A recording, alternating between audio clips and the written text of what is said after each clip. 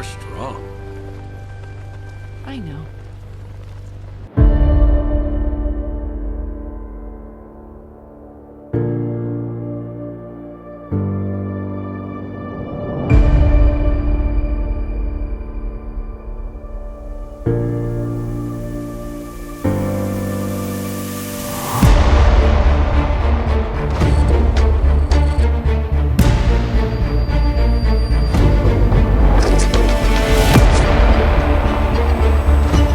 It's okay. I've got you now. Just like in the movies. Welcome to SuperWonder Legacy. I am Jared. I'm here with Britt. What's up, Britt?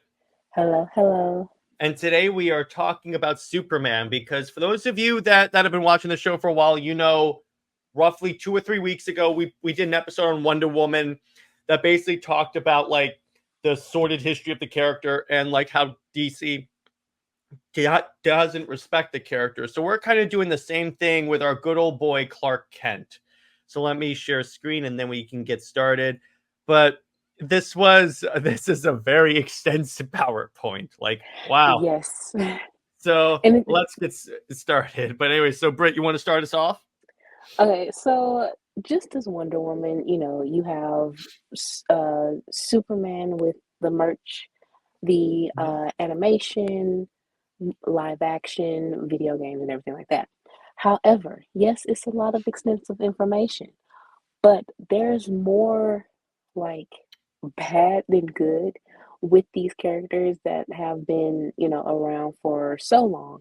And we see why like comics and stuff and superheroes, well, DC's superheroes are such a niche, and why Batman honestly is like y- you understand when reading the information, you understand why creatives are so like they're ready to jump on a Batman project Mm-hmm. much faster than a Superman or Wonder Woman project or even a Justice League project, because it's just so much like creative differences, but it's also the simplification of Superman and Wonder Woman too, and or well, not getting Wonder Woman. It's like a simplification and just wanting Superman to be just this poster boy for American Boy Scout type thing, and that's just not engaging to the audience.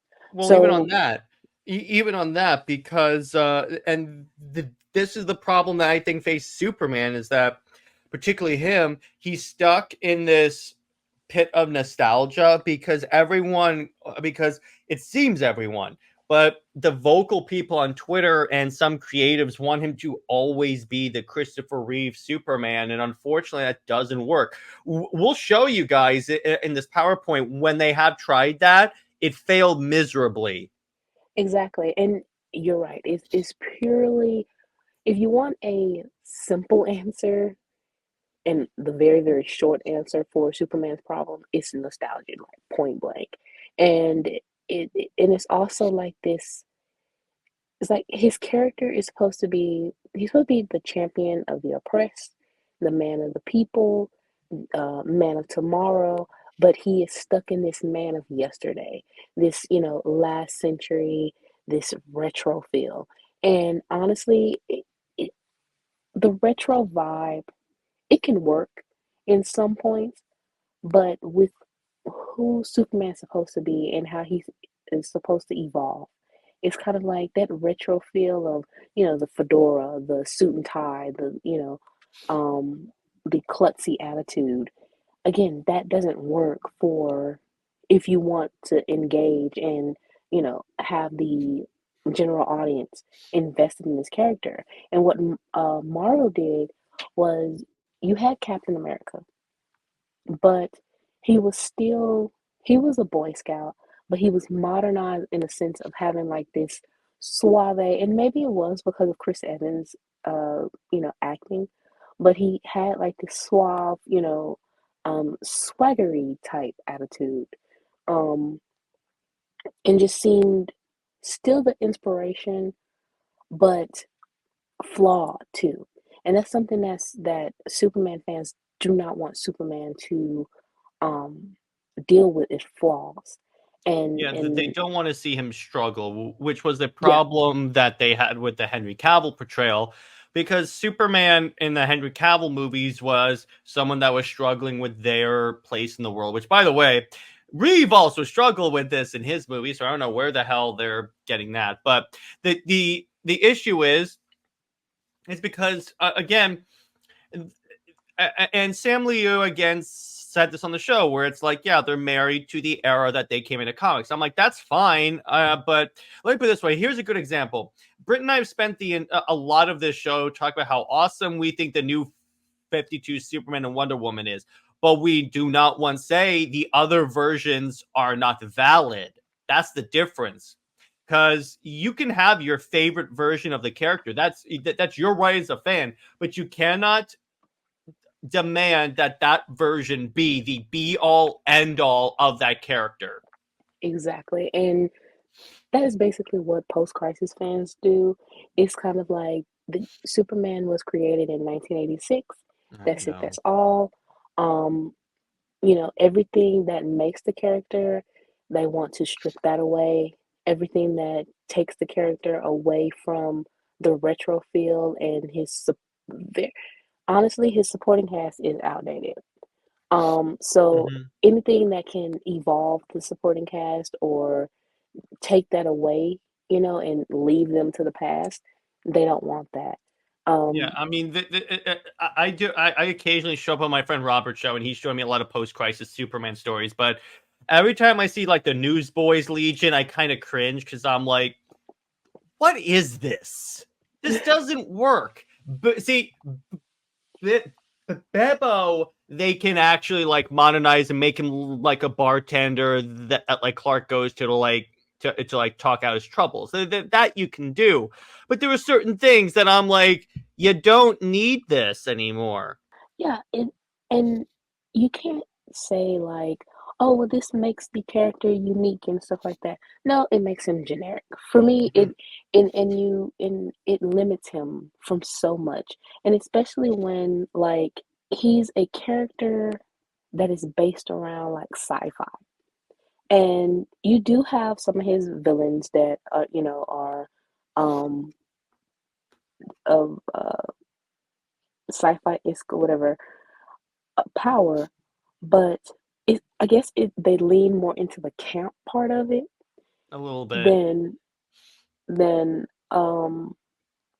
like how Man of Steel did, where it felt the sci-fi, but you felt the little drama in it. You felt the realism in it, Hmm. Um, and even with Clark and his personality and his intelligence. You know, it seems like writers forget that yes, he is the son of farmers, adopted son, but biologically he is the son of scientists. Hmm. And, he is supposed to have like super intelligence along with the physical superpowers. So Exactly. with belittling him and, not letting him be that super intelligent character, that's also a limitation because you want him to be, especially with Lois too, you want her to be like the best reporter. Clark does not have to be a reporter, and he can be out of like a leisure, or because he is genuinely wanting to have the truth out, and let the world be aware of other uh world occurrences. That makes sense. But like I always say, being a global respondent or you know, traveling around the world and having his own blog and being something like that is far more modern than being at the Daily Planet and just doing like puff pieces or limiting yourself to Metropolis and then limiting also just his writing abilities so that Lois can be the best reporter. So, no, that doesn't work anymore, especially when the only reason why he became a reporter was back in the day, the radio show and Hmm. just just then was because he didn't have the super hearing. So he became a reporter because they would get the news, um, and hearing like I guess the police reports and everything like that. So that's how he was able to be Superman and get to the crime or whatever Or at least in the on time. Snyderverse, or at least in the Snyderverse, the reason why he became a reporter, according to Superman in that movie, is that so it wouldn't be suspicious if Clark Kent was showing up in all these dangerous places. Yeah, something like that. That makes sense. But for him to be a reporter just because it's just been that way, no, I no. You have to give us as a new generation, give us a reason so we can be, more invested. Because the new generation they're gonna ask the whys, and you can't gloss over things anymore. You Yeah, have to have because it's always been this way is the single most damaging sentence to Superman. yeah, and you want to argue like when people argue about Superman and Wonder Woman being together and they say it's predictable or it's obvious. But Well, thank then you, you turn first off. around but then you turn around and say, well, Superman is supposed to be with Lois because it's always been. That's no different from saying it's being obvious, isn't it? Him being a reporter, it's always been. Okay, so that's predictable and obvious. Be You know, careful, Brit, you're using logic.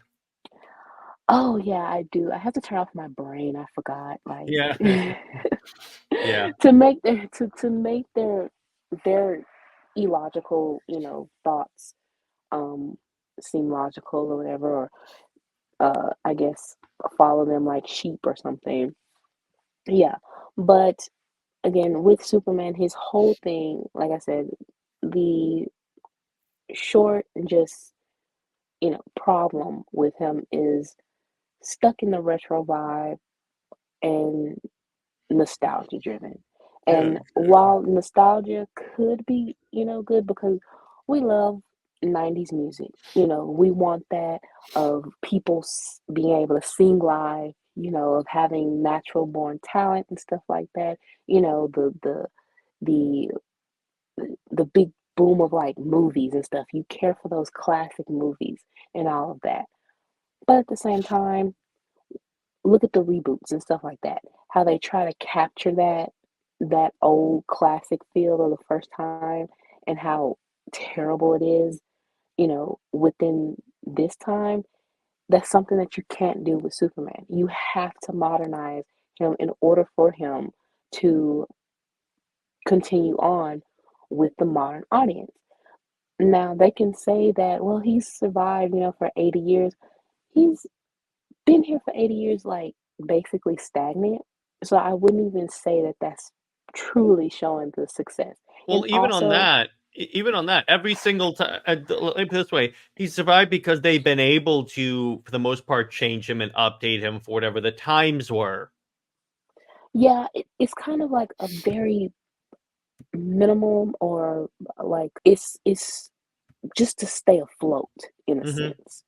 That small change just to get over the edge of the Hmm. time. But it's not something that's just so grand that, you know, the fan base is growing or that you are really showing the impact of this character. And really the only reason I would say that now, except for Batman, of course, DC's characters and especially Superman and Wonder Woman, the only way they keep relevance really is because of merch. And Merchant knowing, movies, I would say. yeah, movies, but Well, let me put it this way. This is my Snyderverse fan, like nostalgia goggles showing. well, I would say that Man of Steel did put eyes on Superman again. Whether controversy, or whatever, it did. Um, and you recognized the classic S, but you also recognized Cavill's S. So Hmm. again, merchandise really has kept for the general audience has kept, these characters in the spotlight. Speaking of merchandise, yeah, and you know what's kind of funny, and Britt and I have said this many times. If Superman and Lois is meant to be, there's close to zero merch. Statues don't count. We're talking about t-shirts and stuff because it's just Superman with generic journalist number 2. Yeah, and honestly, you can't. They with Lois and the merch that they do have, it's always the same pose of just Mm-hmm. her being carried. It's always that. It's Yeah. never anything else dynamic or whatever. It's just that. It's just a bridal style, carrying pose. That's it, which is so boring. So with the merchandise of Superman and Wonder Woman, which is funny because on your top left, you have the rebirth iterations of the characters Oh with yeah. the heart background. Yeah, I know. And I'm like, if you actually read Rebirth comics, this would not happen. and what's so funny is that this is specifically a Valentine's Day shirt. So I get so you know what that is? It's like they wanted to still have that shirt, but they could only get because at the time that this shirt probably came out, it was Rebirth. They were like, we could only get these character designs. yeah, at the time they did just use Rebirth like generic designs for all of their merch. So I mean, it's still the fact of using the designs though for Valentine's is still outside of comics. You are marketing Clark and Diana, Superman and Wonder Woman as a couple though. That Mhm. is it's having your cake and eat it too, but it's also very contradicting and very counterproductive of what they were doing in story. And Then by you the way, have Britt, real quick, do you know what's above my head right now? a an idea. It's a light bulb because I got an idea, which we'll Yeah, talk about when we get out of this recording. I just want to say that, of but anyway, course. continue on, continue on. Then you have Tony's selfie, the Yes. kiss, and that is used for the Lovebirds Did you brand. see that they posted that DC posted a tweet that it's National Selfie Day, 2 of which were Superman and Wonder Woman. Really? Yeah, 2 of the pictures that they used are like this cover and then the one of them on the moon and like Wonder Woman's doing this. Really? That is interesting. Which I'm like, it's really interesting how whenever they want attention, they use Superman and Wonder Woman. Isn't that Well, interesting? I know, Valentine's Day they did post Rockefeller's Superman and Wonder Woman kiss Hmm. for wallpaper, which was hilarious. And it's because of the reactions to that. So it's like, yeah, they have better, images as a couple. You know, Lois, I mean, again, she's not marketable. She's very generic as a design, and she's not recognizable like that. The only way you can recognize her is if she has a press badge on, Hmm. but it's kind of like, okay, still, no woman would want to walk around with a press badge as a That is costume. exactly why you don't see a lot of Lois Lane cosplay. Yeah. And then you have still Tony Daniels, Shelter from the Storm, t-shirt. You have Justice League. With the Justice League, as we explained a couple of episodes ago with Wonder Woman, she is very limited to being on the Justice League merchandise because Hmm. it's just boys only. So with the men, it's basically, t-shirts and men underwear and, the guys on the underwear. Hmm. Um, Anything else with Superman is basically just the logo. Um, I see. and, you know, I mean, like I said, everyone knows the logo, Hmm. you know. Um, Anybody could wear the shirt and they do feel proud. You have Super Dad shirts before even Rebirth. That was the thing. You have Wonder Mom shirts. You have things like that, and that's what people know Superman from. But they know, the character, the imagery, but they don't actually know his story, and that's the problem. DC, they know the basics, but even I believe it was a few years ago, and it was going around on Twitter. I think it was their Man of Steel promotion, but it was Wheel of Fortune, Mhm. and someone asked, or however that game goes, what is Superman's name? Like, what is his Mhm. original name? And they said Clark Kent, and they was like, no, that's wrong. And it was like, huh? And they said, no, it's Kal-El. And it's kind of like no Ah, one, and it's like no one knows his natural, born name. They only know Clark Kent and Superman. thanks, So that's John the thing, Byrne. right? So that's the thing. If you really want to know deep depth of this character, DC has failed.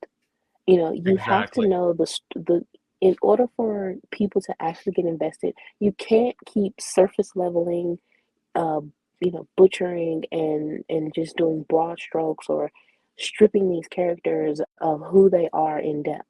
And in modern day, when people are fighting to know their ancestry, when people are fighting for diversity, and how it seemed very performative when I think it was 2018 when DC posted Superman for National Refugee Day. And it was Mhm. like they've never done that before. And that was the only time they did it. And it's kind of like It's for the you clicks. can't, right. And it's like you can't just do performative things. If you're gonna say that he's a refugee, you honor that instead of continuing on with having writers have him basically be like, I just only see myself as a human. You know, Exactly. no. So then we go to, by the way, before we leave merchandise, I'm going to say this one thing. For Mother's Day, I got my mom a Wonder Mom shirt. And then for Father's Day, I got my dad a Super Dad shirt. That is so sweet. You So see, I that am is the child of Super Wonder. There you go. oh okay, that is so cute. That's really Yeah, cute. yeah, there you go. I had to. So then we get to animation and gaming.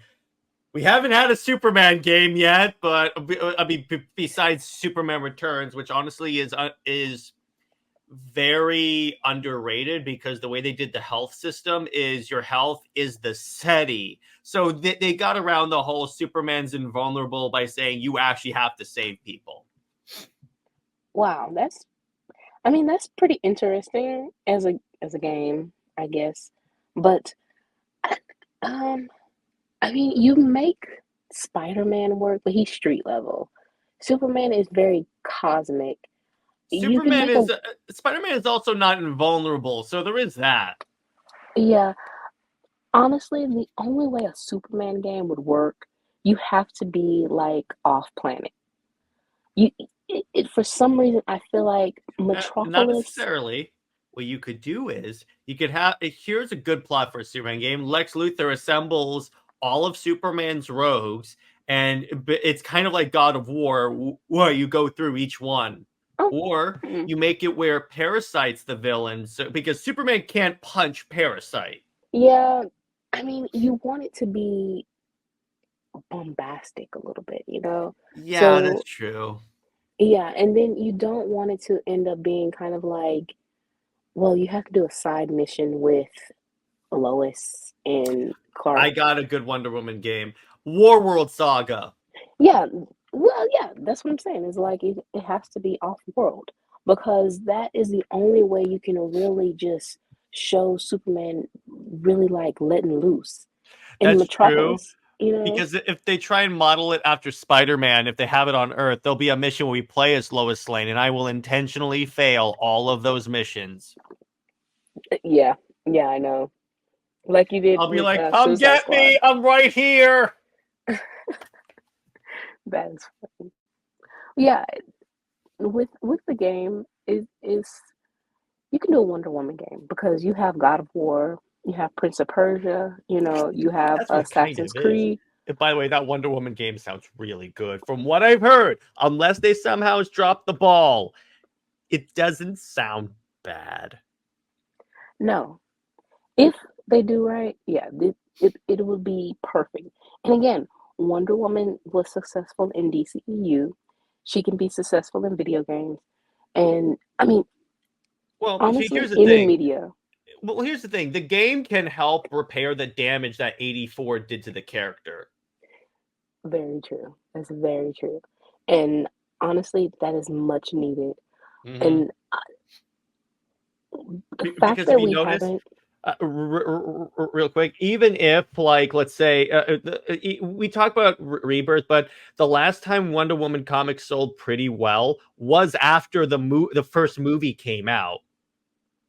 yeah, because they basically were, I mean, they were promoting, Rebirth. And even with what was funny, I was going back for a little research and finding out that the Rebirth team got credit for Wonder Woman 84. Well, that explains it. Yeah. Oh I was, God, that I didn't know that, Britt. That is so good. So their movie ended up failing, but one that's based on the New 52 did well. Go figure. yeah, and it's kind of like, okay, well, the fact that Diana, was obsessed with Steve, it's kind of like, yeah, that makes sense. It very Mhm. much makes sense to Rebirth. Yeah, Um, exactly. But going back to this, so the thing about going to Superman's animated, I've seen all of these, but the thing is, it's kind of funny. Going to the Injustice movie, I saw like forever people like bashing the Injustice movie because it wasn't like the comics or the games. It was like the games to a degree, but I saw this one YouTube video. I forget who did it, but it was talking about how the Injustice movie is better than the actual story because the characters actually act consistently. Like Wonder Woman eventually goes, wait a second, I think you're kind of going a little too far, Clark. yeah, Injustice has done a lot of damage Mm-hmm. for a lot of characters, specifically Superman and Wonder Woman. Most importantly, Wonder Woman. Mm-hmm. Um, but that boils down to NetherRealms having issues with female characters. And I've said this because the Mortal Kombat franchise is basically like a total disaster with the fact of them rebooting their the storyline and basically retconned however long Mortal Kombat has been, they've retconned all of that. Like the whole history has been turned upside down. Mm-hmm. And to, you know, damage like your most iconic female characters within the franchise is like why? you Mm-hmm. know, um so with Injustice, it wasn't supposed to be taken serious. It was just, Mortal Kombat with DC skin. But the fact of doing the comics, I think that pretty much damaged. If it was just a video game, I think people would forget about it. But because you turned it into a comic series, people are confusing main canon and everything else with this story. And Which I'm sorry if that's canon, and that's we already have a TV show that's basically Injustice. It's called The Boys. yeah, and and with people seeing, the comics, and that's the problem too, because I see like on Facebook and other social sites, they will pick um comic panels out of context and they would use it and say that it is canon. And it's like, no, don't do that because that will confuse the general audience and they will believe that this is actually happening to the character. And so Thanks, with Tom using, Taylor. You suck, but yes, so with using Injustice for Superman, now you have this belief that Superman will go, will turn into a tyrant um, for Lois. You know, Even on that, they forget the fact that Metropolis was nuked and his yeah, best friend abandoned him. and well, we already know that Injustice is Bizarro Kingdom Come Yeah, anyway, pretty but much. it's still the fact that it has taken on its own, like, it's grown to a point of this belief that this is how the characters actually are. And just the fact that DC is so careless with with their characters in so many different areas of media, um, even animation. You have Justice League and Justice League Unlimited. Mhm. Wonder Woman taking so much damage because the Oh only god. not because not only because of her, her character being reduced to just like a Batman cheerleader, and the voice actress Susan Eisenberg, she only cares for that ship. She doesn't care for Wonder Woman as a character, as independent, as telling her story, in an independent matter. She only cares for if Diana's story revolves around Batman. Mhm. Superman, he's basically a flying brick at times. Batman is still, the leader. With the animated movies, you have where James Tucker, um, I think 2013, Superman Unbound, Mhm. it didn't do the numbers that they wanted, and it basically failed. That's the So Brainiac one, right? yes, I believe so. Okay. Yeah. So they shelved, Superman movies because it was like Superman animated movies aren't profitable. So you have New 52, and obviously that's profitable, gaining a new audience and everything like that. So James Tucker, because he is stuck on nostalgia, he wanted to have a movie set basically adapting Action Comics 600 to forcibly break off Clark and Diana. And then for synergy for DCEU of killing, bringing in Doomsday and Superman's death in BVS, they wanted it for animation as well. Mhm. So it wasn't necessarily that they had to do that. It was just James Tucker wanted it to be like the classic or whatever. I got another idea, but more on that later. Of course. So it was his choice that he could have adapted Superman Doomed, or he still could have adapted Death of Superman, but he could have kept Clark and Diana together. But he decided That would to, have been a again, cool way to do it, or just yeah, definitely adapt Superman Doom. If you want to do Doomsday, that's fine. Because when you think about it, that's kind of the death of Superman. But and you could it works well because what I believe it was Atchison put in my chat once was that the problem with the later Decamu is that they started adapting post crisis slash rebirth stories in a new 52 universe, and that doesn't work. Look what happened to Rebirth. and that confuses the audience. They were even questioned about it. It was like, why did I miss a movie? Why did you break up Superman and Wonder Woman? And for him to be like, oh, well, because I wanted to be the way it was, or Oh, Lois plays such a big part of the death of Superman. I'm like, not in the graphic novel I read, sir. yeah, or something like that. It really just shows how Sam Liu said that they are married to this certain, era, and you messed up the flow of the timeline of the investment of the audience for those animated movies. And then, which I don't feel bad at all, WB basically, pull the rug from under you, and you had to wrap up the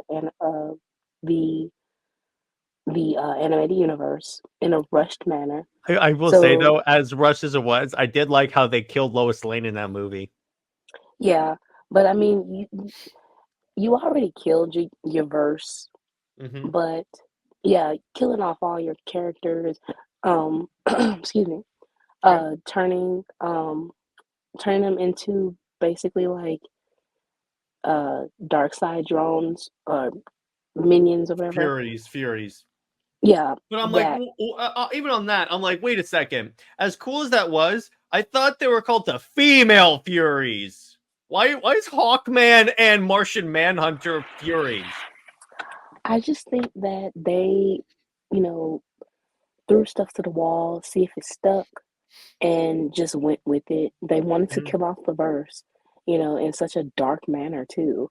And what's funny is that, in the transitional um new verse that Clark and Diana ended up together anyway. That's I know, and the one that's not with Diana was labeled as Superboy. yeah. So, that it, it's Superman has been in a lot of animation and video games. From the list that I saw, it has been a lot of video games. It's just either they've been canceled or the fact that nobody has played them, and it is very Or he's cameoed in a lot of other people's games. right. Um, but I would say that Justice League action Hmm. for modern, is is is based on being campy, Silver Age, not supposed to be truly taken serious, but it really showed the intelligence of Superman and And still with Diana. and with Diana and the fact that the voice actor, he described it so well. I have to send you his interview. Um, I'll find that, but he said basically it was to show that Clark was a refugee, that he was an outsider, that he, to tell that immigrant story and the fact of his relationship with Diana, it it it exemplifies that they're both Exactly. these outsiders. So with her calling him Cal and everything, that was on purpose to show that they are, these outsiders, but they're still the greatest, protectors of Earth Exactly. and everything like that. And that is what makes these characters so unique and so inspirational because they they represent, diversity. They represent so many people of different walks of life, but you can Exactly. relate to them because of their story. Clark, you if you want to boil it down, I would say he is an adopted kid, or at some point he was an orphan, being an orphanage. He is a refugee. He Hmm. was not, and so many kids around the world are refugees. When um, I would say when Hurricane Katrina happened, I think that was 2005, I think. 2005, and so many children were displaced, and they had to be either and go to these different states all over the place. And I remember when it was mm, maybe 50 kids that came to my school, and they called them refugees, and that's what they were labeled as. And you would see the even if we were still in the United States, it was still the fact of coming from a different state though. Hmm. and and it was still like it's still a cultural different even within the states, Hmm. and the way they lived, the way they talked, their accents and everything like that, and just that whole thing. That is what Clark felt. Just because he was raised in Kansas and Smallville and everything, that doesn't matter. He still is a refugee because he was displaced from his original home. Um, being we all want to just, it's not so much as fitting in, it's just about, you know, letting us be who we are, but accept that. I don't have to change for you to like me or anything like that. If you, you know, like me, want to be my friend, cool. If you don't like me, don't want to be my friend, whatever, that's cool too. I And you're don't have wrong. to, But okay. right. But, that's totally cool too. But I'm not gonna chase you, and that's Exactly. something that DC continues to do with Superman is it's kind of like they make him chase this this type of way of fitting in, and that's not what you're supposed to do. And trust me, And we will be addressing that definitely later in the PowerPoint. But so then we get to the newspaper strips, which I didn't know he appeared in newspaper strips. I didn't either, which I did see for Justice League, and I think it was I know the name was Turok. I will Hmm. say I probably said that totally wrong, Are you but talking about the comic with the dinosaurs? no, it was. I think it was that's the writer's name or the artist's name. Oh, okay. Yeah, so it was with the Justice League. It was a Sunday newspaper, and it was with the Justice League, and they would have comic strips. So I'm guessing that is what this is. Um, I should have done a little bit more, Hmm. research on that, but I was a little down, as you can probably hear from my voice. It's It's all probably good. going I appreciate going out a little bit. you troopering on, my friend. Thank you. Um, so yeah, I will look that up a little bit more, and maybe next week we can probably, feature one because I know that there is one with Diana featured.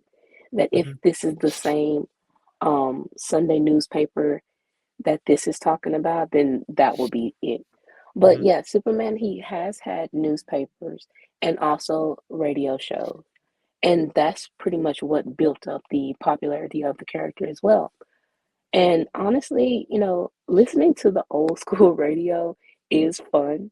Mhm. Um, because it was so dramatic. Like it was so like animated Mhm. and the Guess you voices and had to everything. be. Yeah, and that's what I meant earlier when you have to have like this retro feel of classic talent. Because if you can be engaged in just listening to someone um, through a radio without actually having to see pictures, or even like silent films, there was so much great acting with their movements and stuff, and then you would Mhm. read it on, but it you excuse me, It's okay. you stayed engaged with because their movements and everything. So that I will say that works for that time, but again, it's for that time for Superman, and that. But this was an interesting bit to see. Listen, I actually heard one once where they're like, "Okay, Batman, let's change into our Superman and Batman costumes." That's my impression of the radio people, but there you go. And then we get to live action movies, and it's kind of funny. When I watched the DC documentary, I didn't know that Reeves was not the first live action Superman. It was Kirk Allen. Yeah, it has been a lot of live action Superman Hmm. that some are very unsung. Um, you have, I guess that is one thing that I forgot was a so-called Superman curse, Hmm. um, where like very unfortunate things happen to the actors, and I have no idea where that came from. I don't think I think it was I from actually. like what happened to George Reeve and then Christopher Reeve. Did you hear? Brandon Routh had a great response to that. They asked him about that, and he goes, "I could be like hit by a car if I walk out the street, even if I'm not playing Superman. So at this point, I'll just play Superman." That was a very good response. Mhm. Um, yeah, so I guess just the whole and we're going to get in that is that Superman has the production of trying to get live action movies and stuff going, and that is pretty much why they have turned to Superman being reduced in a sense to um television television shows because it's much easier than the movies for some reason. Mhm. Um Another thing I want to Mhm. go back and say about animation, I want to address My Adventures of Superman. I have Oh to. yeah, someone's gonna ask us about that. So, with that show, no, I do Oh not my like it god. because number one, the first thing is that they are using the most generic anime tropes like in the history of anime. Mhm. The designs are very much they are horrible, and it's very weird because you have Clark that is like a grown man Mhm. and very tall and everything, and then you have Lois that Who looks looks like like a she's little about boy. yeah, she looks like she's about 13 or so, and I understand that she has a pixie cut, but the way it is, it's not pixie. It's very much giving like a boy cut. The funny So, part is that Becky Vale looks like the way Lois should look. right. So, and she's so short. Like, Mhm. and I don't understand this like height different like obsession with Superman fans and like no. I don't understand that, but it does not work with this and it's just really awkward to me. So, with Clark being like I said, he looks like a grown man against Lois kind of looking like a child. No, you don't do that with and of course, Twitter, the wrong side of Twitter, loves that, and the you know fan arts really love it, and then And show I it in bet a you very. John Byrne really loves that. I knew you was gonna make that joke at I, some I, point. I had it's low hanging fruit, Britt. I kind of have to. I knew you was gonna make that joke. But yeah, and just the story itself is very basic Hmm. of going through the motions of the Superman story and kind of turning it into like it's more so of them using other storylines from other cartoons and animation and animes like Hmm. Dragon Ball Z was influenced by Superman, but at the same time that doesn't mean use the same storylines. They've Hmm. also used the same storylines of like She-Ra um and Owl House, those animations and storylines because it's the same team working on um that I worked on see. those shows are working on this show. And also it's just like the drama and whatever they're trying to convey. They basically just gloss over a lot of things. The producer and the main writer, she says that she prefers Byrne's origin and I'm for him sure to she does. yeah, because that is all that he is. And basically the subtext of the show is that humans good, aliens are bad. Well, yeah, And because in this, making the Kryptonians are intergalactic conquerors. yeah, which I do not agree with. That's so And offensive to immigrants. yeah, but they do not care as long as Clark is making himself, feel like I want to be human and really just for Lois because there was a clip uh a couple of weeks back where he asks Lois, he says, does it bother you that I'm not human? And so she answered with a question. She said, does it bother you that I am human? And he answered her saying that she's perfect. So you're basically saying that it is bothersome that he's an alien, you know. But for Lois, she as a human is perfect and that's just fine. So That's just so stupid. yeah, so that whole thing I just don't like at all. I don't like the dynamics because, like you said, it's making the Kryptonians seem like just conquerors, and aliens, all aliens or something are bad. Humans are good. And even with the villains, their designs are bad and generic and copies of even Voltron, the animated show. Oh yeah. Um, that and the voice acting too. But the only thing that they actually care about, everything else is swept under the rug, but the so-called romance. And honestly, the romance is even very surface level and Hmm. so childish because y- you say that like Clark and Diana is rushed or something like that. But you This is have extremely this rushed. is, I mean, the very first episode, you have Clark again giving Lois compliments, and he only had known her for like 20 minutes. Hmm. So it's kind of like, how can you um have this show when it was also only greenlit because they had promised to bring in Supergirl. So if Supergirl was not going to be in the show, this show would have been canceled. Oh God, no! So you're saying I have to blame Kara now? Oh. Yeah, so honestly, I feel like this show was actually supposed to be like a Supergirl show, but because the main producer is a Lois fan, she basically turned it into a Lois show. Mhm. And, it was a compromise to bringing in Kara.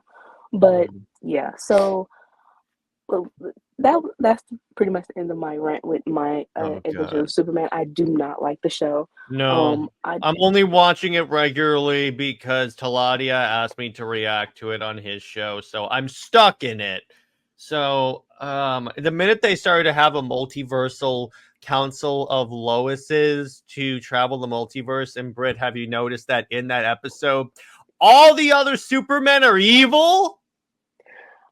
Yeah, and I believe that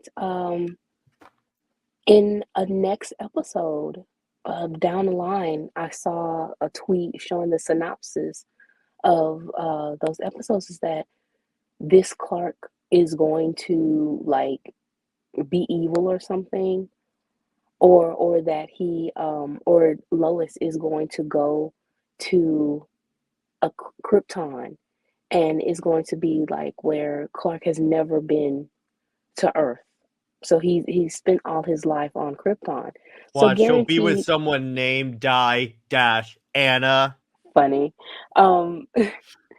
But they're going to be evil, Mhm. because being on Krypton, obviously you're a conqueror and evil. Yeah, according to John Byrne, of course. And then again, the John Byrne stuff, now that you mention it, I'm like, oh God, if he meets that 14-year, if he meets 14-year-old Lana Lang, then I'm going to really be concerned. But continuing on, so did you guys know there's supposed to be a fifth Christopher Reeve movie?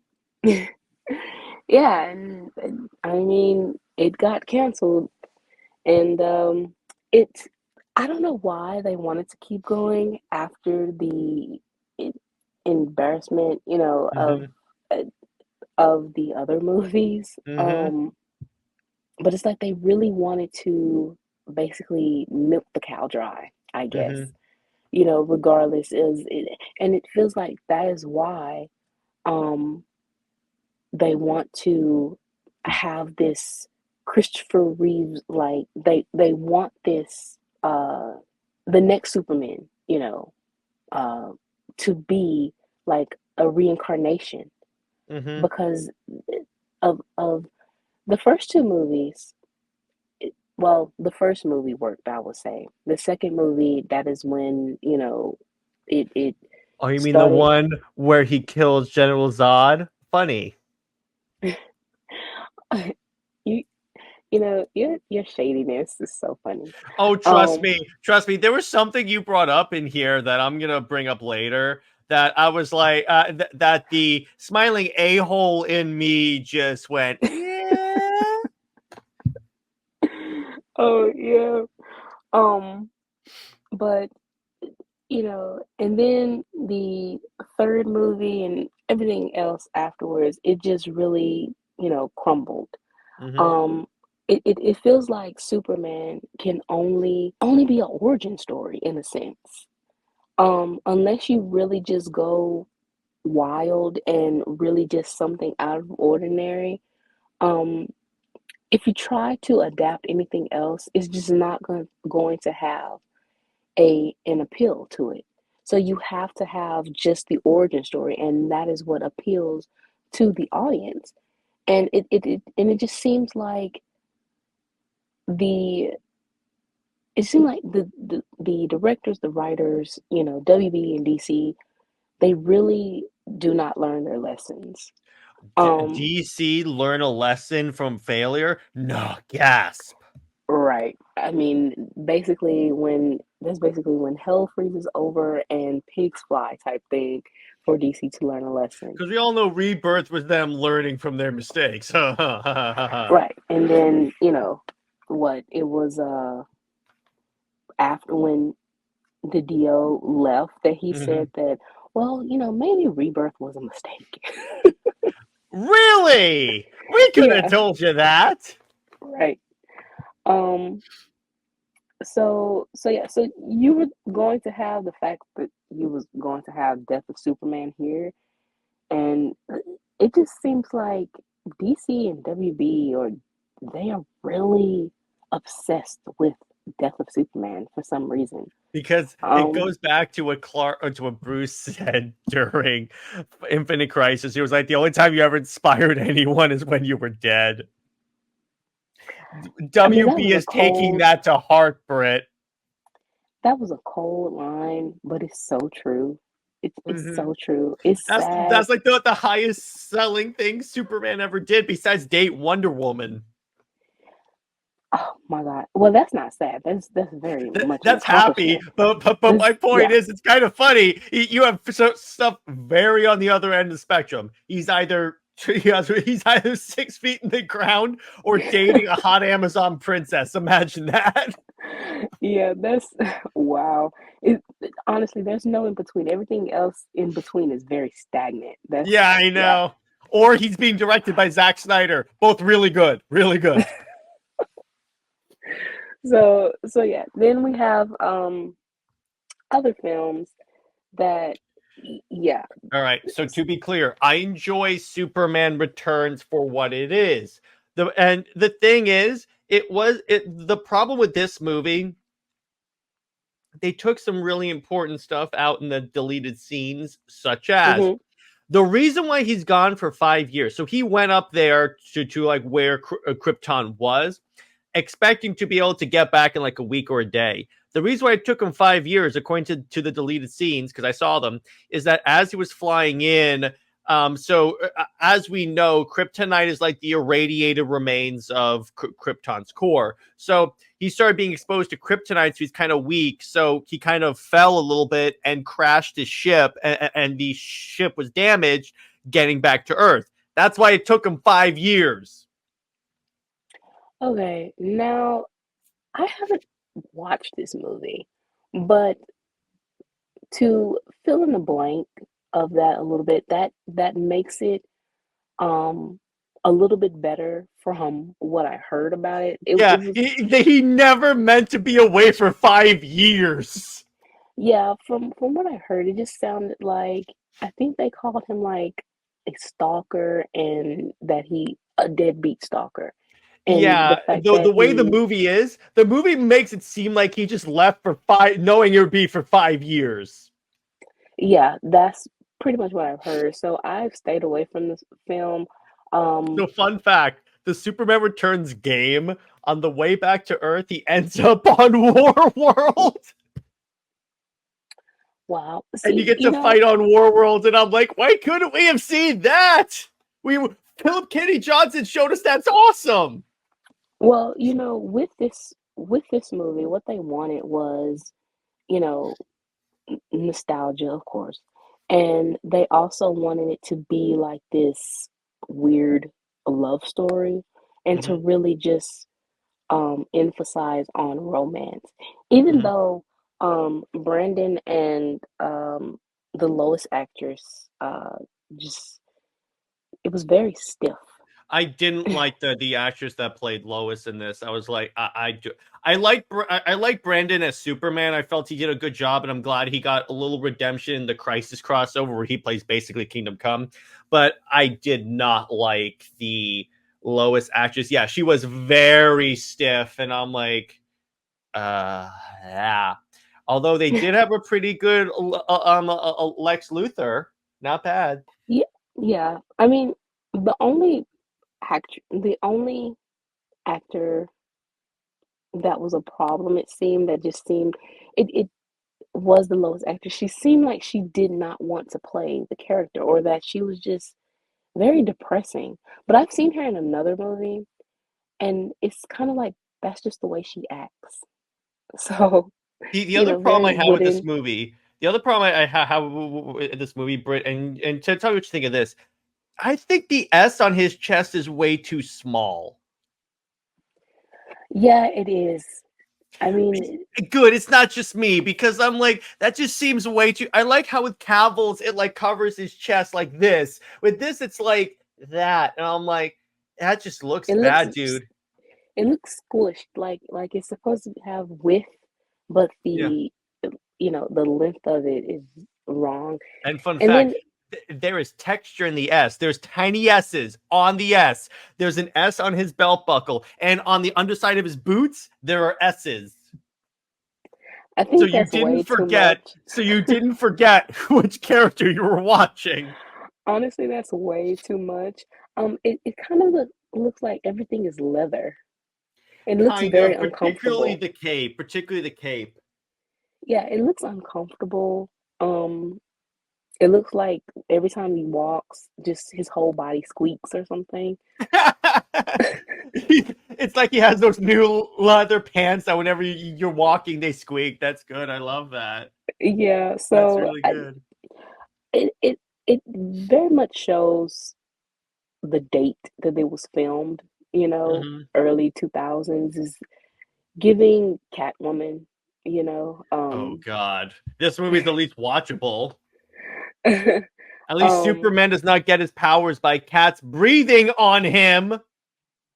cat breath. That is so funny. That's I mean, literally how she gets her powers. they were going for camp. I mean, some camp is good. Honestly, if it That's way too much camp there. true. Um and then you have this pretty much failed, obviously. Well, yeah. Um And and then, so they tried to do Death and Return as a movie? yes, so again, the back and forth of trying to get a Superman movie, and they saw the success within um the comics. And well, let me not say success. It wasn't, because the comic market was going to crash. Uh, Mhm. um, but it was the fact that the initial thing that, people were buying the issues, it was a media phenomenon and everything like that. So of course they want to capitalize on that and make a movie. But the thing is about that is it seems like there's a problem with Superman and synergy. You cannot put your eggs in one basket. Mhm. So with trying to make this work in live action and adapting it, it is much much harder to adapt a storyline like this. I mean, even the comics itself, it when BVS adapted Death of Superman, or even the animated Death of Superman movie, you find yourself seeing very clearly the plot holes and how contrived the storyline is, Well, yeah. overall. The But purpose of the story was just to kill Superman. It wasn't meant to be Watchmen. exactly. So with trying to make it make sense, it doesn't make sense. So Yeah. with all the rewrites and everything like that, and everyone, it's too many hands and bodies in the kitchen and everything like that trying to make this work. So again, here's another canceled, Superman project that And never then was. what's kind of funny is this leads into the next one where you get Superman Lives, because, and I watched the documentary on this one. So what's kind of interesting about this movie is that this actually would have probably been not that bad of a movie from what people see, because it would have dealt very much with Krypton. You would have seen a lot of Krypton. You would have seen an alien version of Brainiac where he's like ahead. I mean, it's Tim Burton. But you also, again, it would have dealt with the death of Superman again, which is really funny. To your point, Britt, it's kind of funny. Until right this moment, I didn't notice how many movies were just adapting the death of Superman. And okay, first of all, didn't he deal with like giant spiders too? So, all right. So the producer John Peters, he wanted Superman to fight like a giant spider because it was terrifying. What's kind of funny is that after this movie was canceled, John Peters did a movie called Wild Wild West with Will Smith, and he fights a giant mechanical spider. So he has an obsession. First of all, I wouldn't watch the movie because I do kind of have like arachnophobia. So Well, yeah. Well, so does everyone. The other thing is that he wanted Superman to have like security guards, which would be like polar bears. huh. And that's why Okay. in Man of Steel, there's a shot of polar bears. That's what that's actually a reference to. Some of these ideas are very They're and but I think it would have been unique for what it was. it's very ambitious. Mhm. And I saw a clip of the documentary too, and Nicolas Cage, He's a big him in the Superman suit. fan, though. He very yes, he is. Seeing him in the suit was very interesting, Mhm. and just his acting ability. He's a great actor. I love his Mhm. movies, but playing um Superman, I don't know. It just seemed It's kind of funny. When I look at like the photos of him in the suit and stuff, the part that kind of stands out to me is the long hair. But then I remember that Superman at this point had a mullet. exactly that is what stands out the most. That's another idea Um, I have, by the way. oh my God. Besides um, they have something with leather looking suits or plastic looking suits for sure. Hmm. Um, but this looks more metallic in a sense. A little Um, bit, yeah. And they even had they were gonna have him also in like, so they wouldn't necessarily. I don't think they would have. I can't remember if they wanted to have him in the black suit, but I do know that they. So he dies, but they wanted to have him in like this retro reflective suit that would have like lit up and stuff, and kind of look like soap bubbles for when he revives, because like essentially Kellex becomes his new suit. oh, that is actually that is a It's very good not idea. bad when you think about it. It's actually pretty cool. That's why again, Britt, DC, make these graphic novels at the very least. Yeah. I mean, some of the ideas, they do sound a little bit too much. Hmm. But when you think about, others, it's kind of like, okay, this should be written as a comic. This can be drawn. This can, like I said, be a graphic novel. And I would say that some of the stories that has been canceled, even the George Miller, Justice League Mortal, Hmm. Yeah, make them into a graphic novel. that would have been dope. DC, they need new stories. Just turn this canceled movie scripts that you have of Superman, of Batman, Wonder Woman, leave it be. Actually, burn those scripts because Yeah, because especially as Whedon. we saw in the last one, those ones are horrible. But Yeah, take everything, put them in there, and you're good to go, because it's significantly cheaper. And the audience's chances are gonna buy it, particularly if they have like nostalgia. Maybe they wanted to see that. You can even you can even make variant covers of like the cage in the suit. Yeah, I mean, DC needs some type of hype. They Hmm. need something to, even if you know it's a gimmick and you know that it's, just to boost sales, they need it. So in order for you to gain just a little bit of something, I would say, yeah, take all the movies and just do a graphic novel line of movies.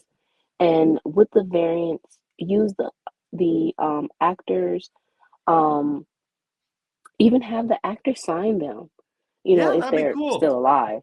I Um, mean, particularly with like some of Just League Mortal, because I know everyone except Anton is alive, so you could just have them like sign it and like auction it off or something like that.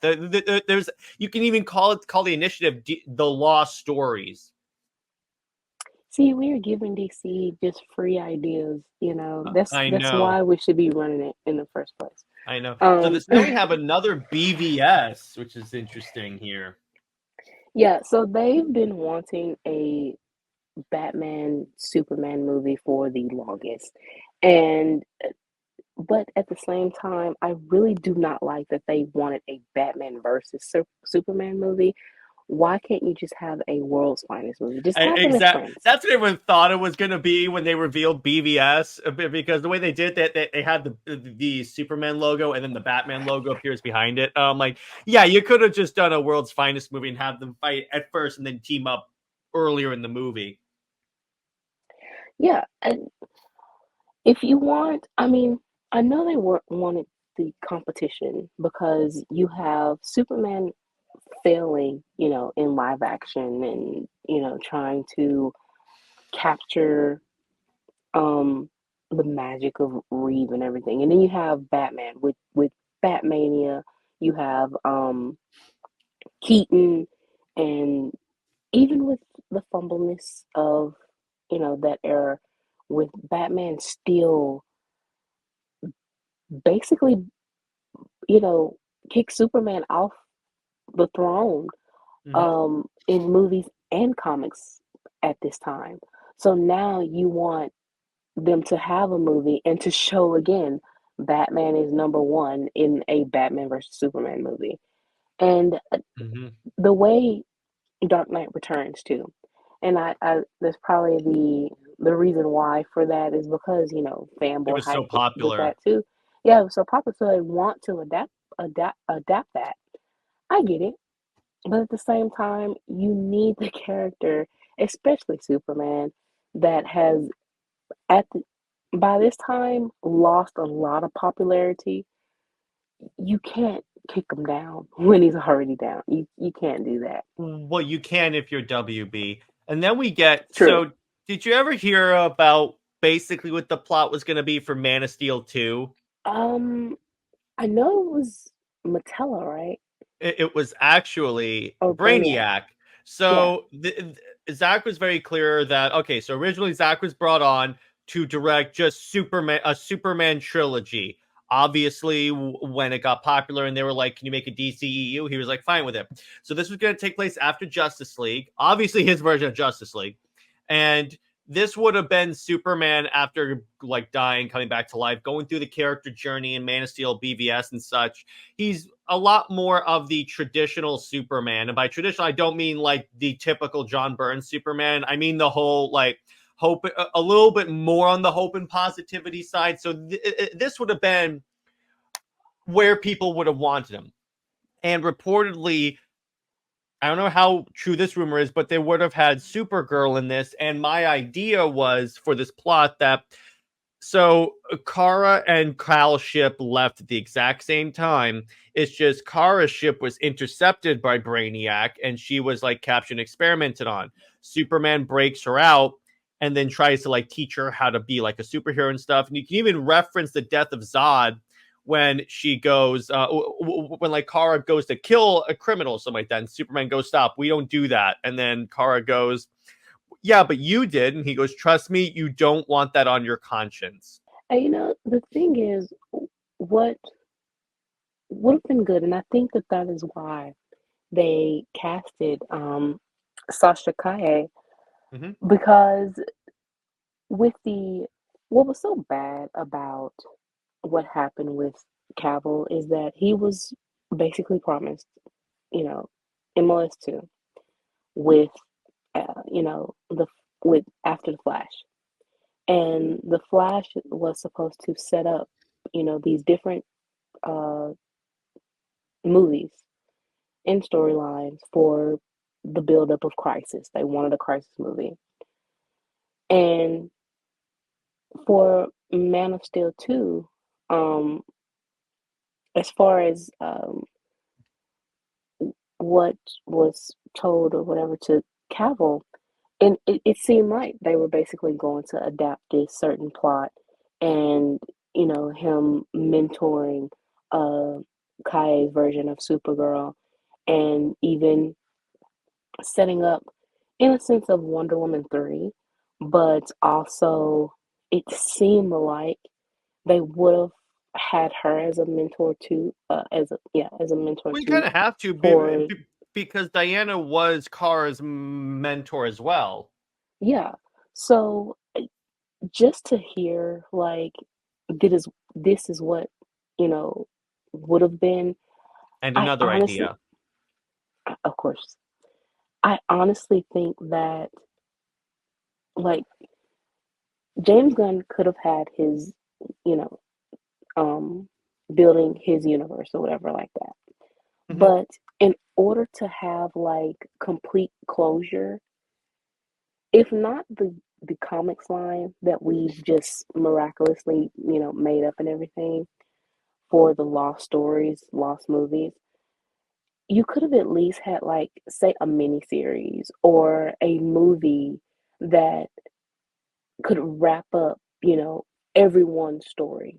Yeah, you should have at least had a movie to wrap it up instead of just saying, "Nope, on to the next one." Because that is always going because now because of that stupidity, that is always going because if you had wrapped it up, whenever anyone calls to restore the Snyderverse or anything like that, you could have said, "Hey, we concluded the Snyderverse, we're moving on." You can never say that now because I got news for you: The Flash concluded nothing.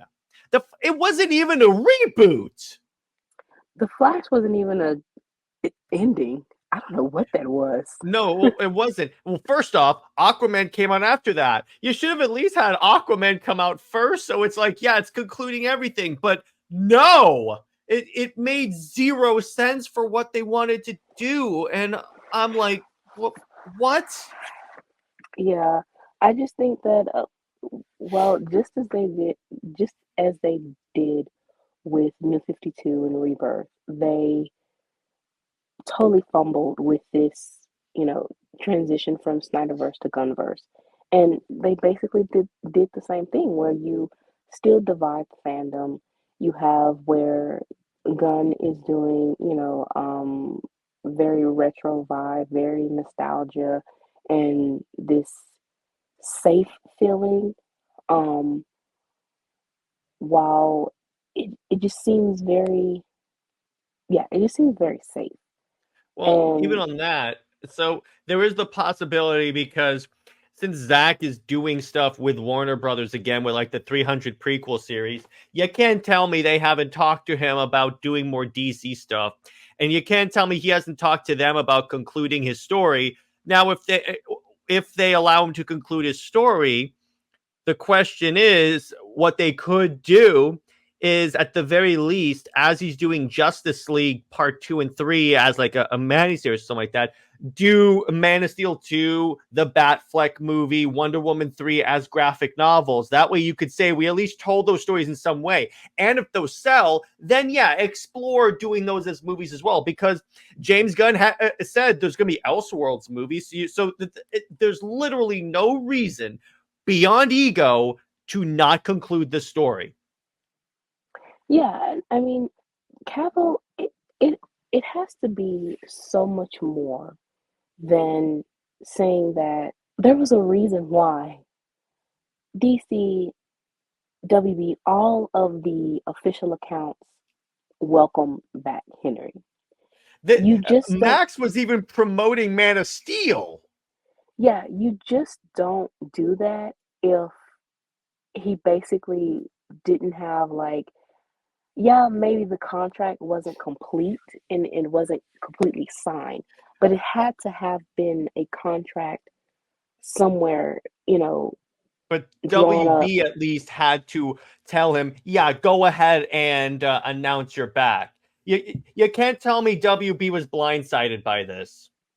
Exactly. And like we said, especially if you have the official accounts collaborating with Cavill, with and commenting, retweeting Yeah, or welcome back. reposting. What could have happened is, hey, here's the way they could have handled this. Gunn comes in and wants to do his own Superman. You could have said, okay, that's fine. We're still going to pursue this because we already announced it, and it's going to look really bad if we take that away.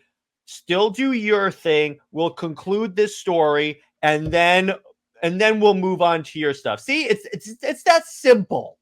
Yeah. But yet they want to be difficult instead. And, you know, it, I don't know. It's just a lot of behind the scenes messiness that was unnecessary to me, it seems. You Speaking could of have, unnecessary messiness, Superman comics and him being a super Republican. yes.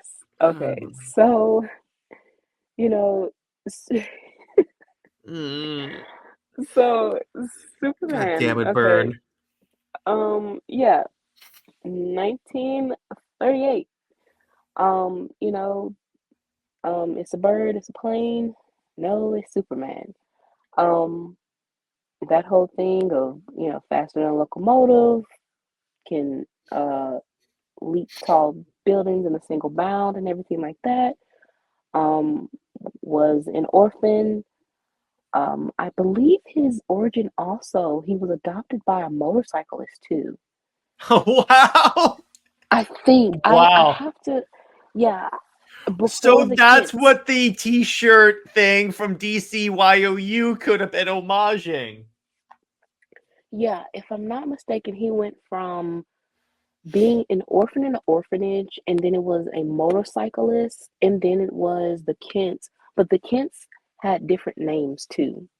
Mm-hmm. So, yeah, he had like Oh, three different types of origins before they settled upon the Kents being his adoptive parents, which again makes sense, and they kind of did this homage with Tomorrowverse.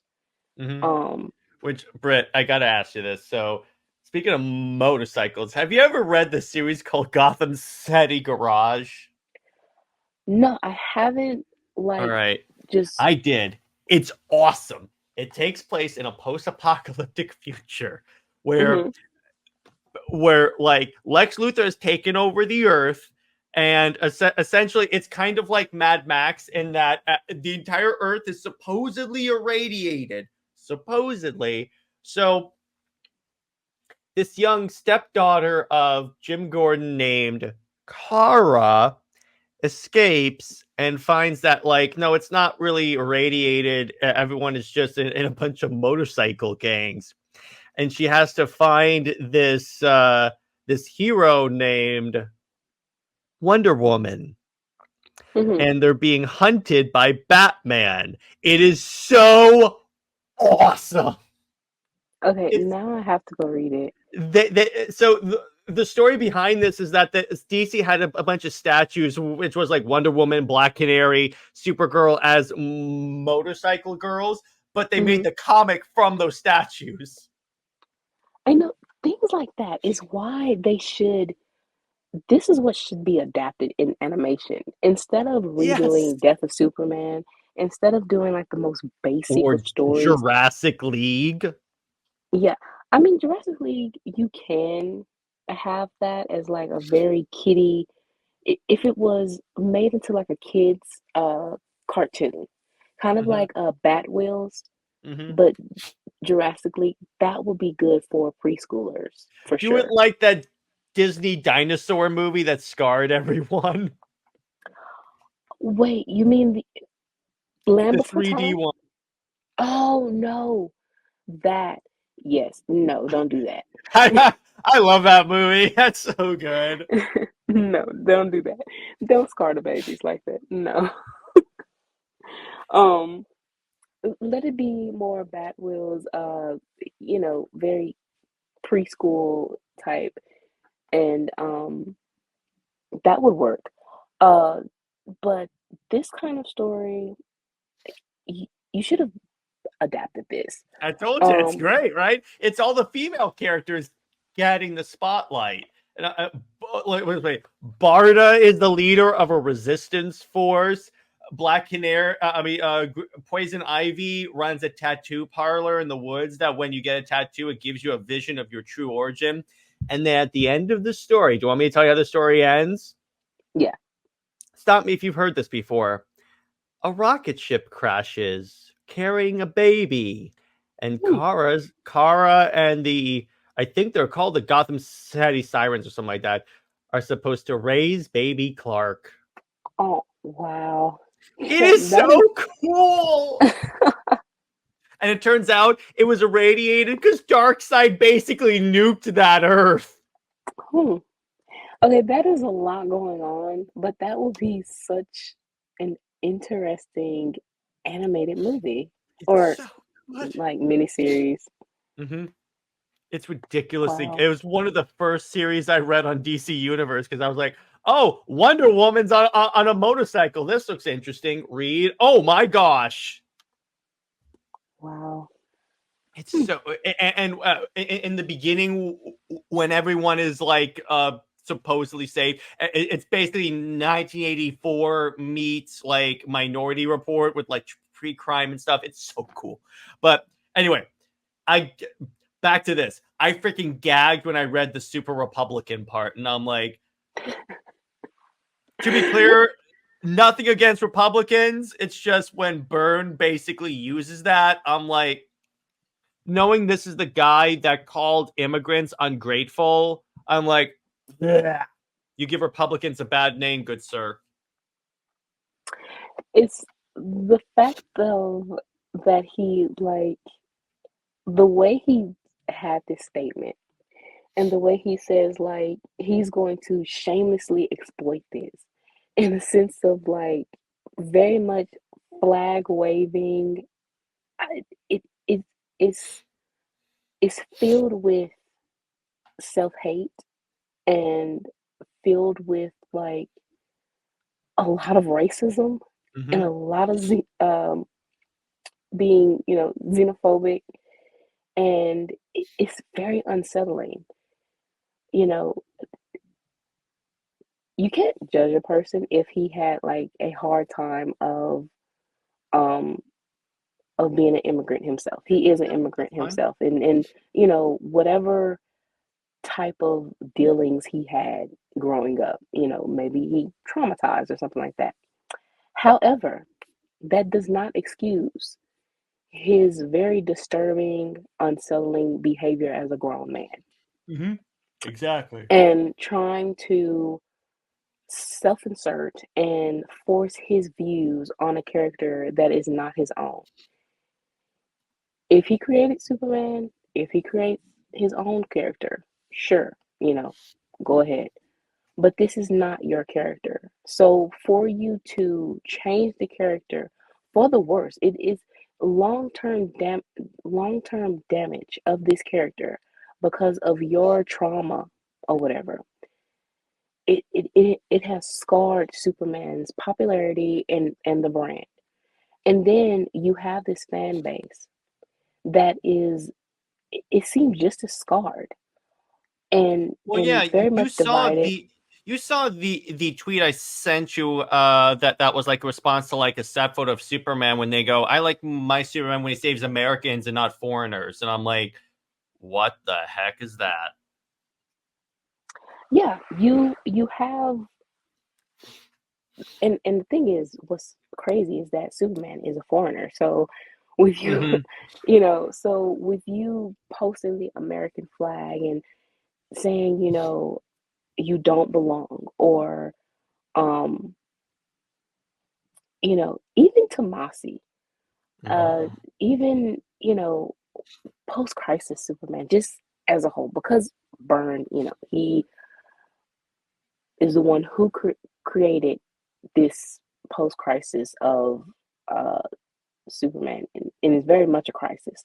And also Dean Cain, his views, he very much wanted to implement that with Superman, even though he is, I believe, he is also biracial, if I'm not Mhm. mistaken. And he has issues with, you know, kind of being a racist too. And it's kind of, like I said, disturbing that you were supposed to represent a character that is a refugee, a foreigner, outsider, have an immigrant story. Is supposed to be of a story of two Jewish boys, at a time where they needed an escape, and you are being very disrespectful to their creation. And yes, the character evolves over time for new generations, but that core of Superman is supposed to be a story of a refugee immigrant, or whatever you want to call it. Yeah. But it's still that's the core. And to turn it into I hate immigrants when you Yeah. are an immigrant, that is, That kind of doesn't work. And yeah, it so doesn't. so basically, if I'm understanding the next few slides, it's pretty much the origin of the John Byrne run on Superman, if I'm remembering this correctly. Yeah, it's basically, how Superman needed, of course, a reboot. Needed, sales were going down. So they constantly, just with everything, you go through constants of looking for the right creative team, looking for the right story to tell, and everything like that. And this was pretty much an interview of saying, the process of what is in, what is out, what can stay, and everything. And honestly, if anything, I would have wanted Frank Miller to Oh take God. over. But I okay, both are Assuming bad. assuming they don't cut him off too early, because that's the problem with Superman Year One. Yeah, the thing is, both are bad.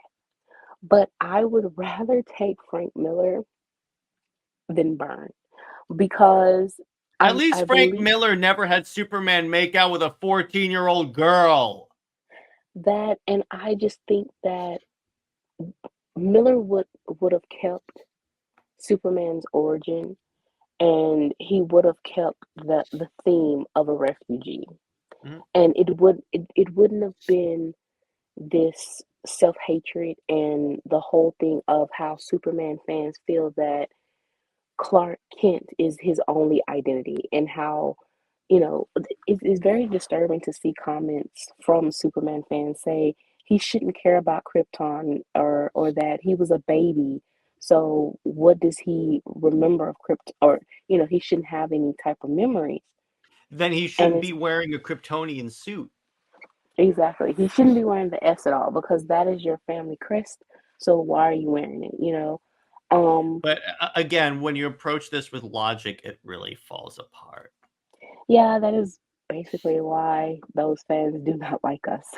Yeah, yeah, I know. I'm like, so we use sales numbers and stuff instead of emotions. No wonder we win.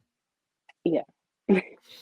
Um, so, but post-crisis, it lasted for way too long, longer than it Mhm. should have been. To the point where DC sales are in the toilet yet again. They need a reboot. It's kind Um, of funny going back to post crisis did that. It's almost as if two very intelligent YouTubers could have told you that this was going to happen. right. Um, they used, of course, Death of Superman to try to get sales, but almost crashed the comic market. Um, and the fallout of Superman books, basically, I would say that Superman books average around 50K. That's pretty much the highest, and falls from there. And honestly, Superman fans are fine with that as long as he's like, you know, at a surface level or whatever, which is kind of sad. I mean, as fans of a character, you want them to succeed. So if you're settling for just like the bare minimum, you know, what is that? Um, but you also have the 2000s um reboot, which was uh One More Day for DC, getting rid of the marriage. They've been Mhm. wanting to get rid of the marriage for a very long time. I'm like, just hire me and I'll do it in an issue. um the marriage was basically because of the Dean Cain show, Mhm. and again, putting your eggs in one basket and synergy. And I believe it was a year or two afterwards that they wanted to get rid of the marriage because it's just kind of like, again, it's too limiting. They weren't interested in writing it. It was kind of like boring as it is. And I don't know why they were so hesitant or just waited so long to get rid of it. So 2000, Morrison and Wade had this pitch to get rid of the marriage, and obviously it fell through. Um, DiDio in 2006 wanted to get rid of the marriage. Then 2011, they finally was forced as, a company to reboot, and that was their way of getting rid of the marriage. Um, and some of the elements within the 2000 proposal was used for New 52, and also just like Morrison used, some of the elements as well, and Wade did too with All Star Superman and Birthright and New 52, which was Mhm. basically New 52 taking him back to his roots as a golden age Superman, and being the champion of the oppressed, being younger, more vibrant, more, you know, not a government stooge or a lapdog or anything like that. And yeah, they didn't stick to their guns and fumbled with New 52, but that was your way of modernizing the character. Mhm. Um, and now you're going back to Rebirth or whatever. Honestly, I have no idea. Dawn of DC, Was a whatever. flub. Yeah, Infinite Frontier. Um, Was an even larger flub. just this whole, thing of It seems DC. Rebirth and On was all one big It implosion. was. It was because you wanted a nostalgia. It was just a nostalgia fest. You wanted to you have a core fan base that is very loyal. Mhm. But the thing is, that fan base is very small. And you've said this on multiple times on, on your other streams, is that you can't just go by the hardcore, fans. That's a Not niche. enough of them. You have to look for the general audience. And that is the thing that clashes with DC and its fans. Because you have the hardcore fans that are so stuck on their own thing, they don't like change, and they will voice that and be loud about it, be very rude about it. And then you have where, with the general audience, you are trying to get that that investment. But when you have your hardcore fans, gatekeeping and everything, the general fans are not going to be invested in anything.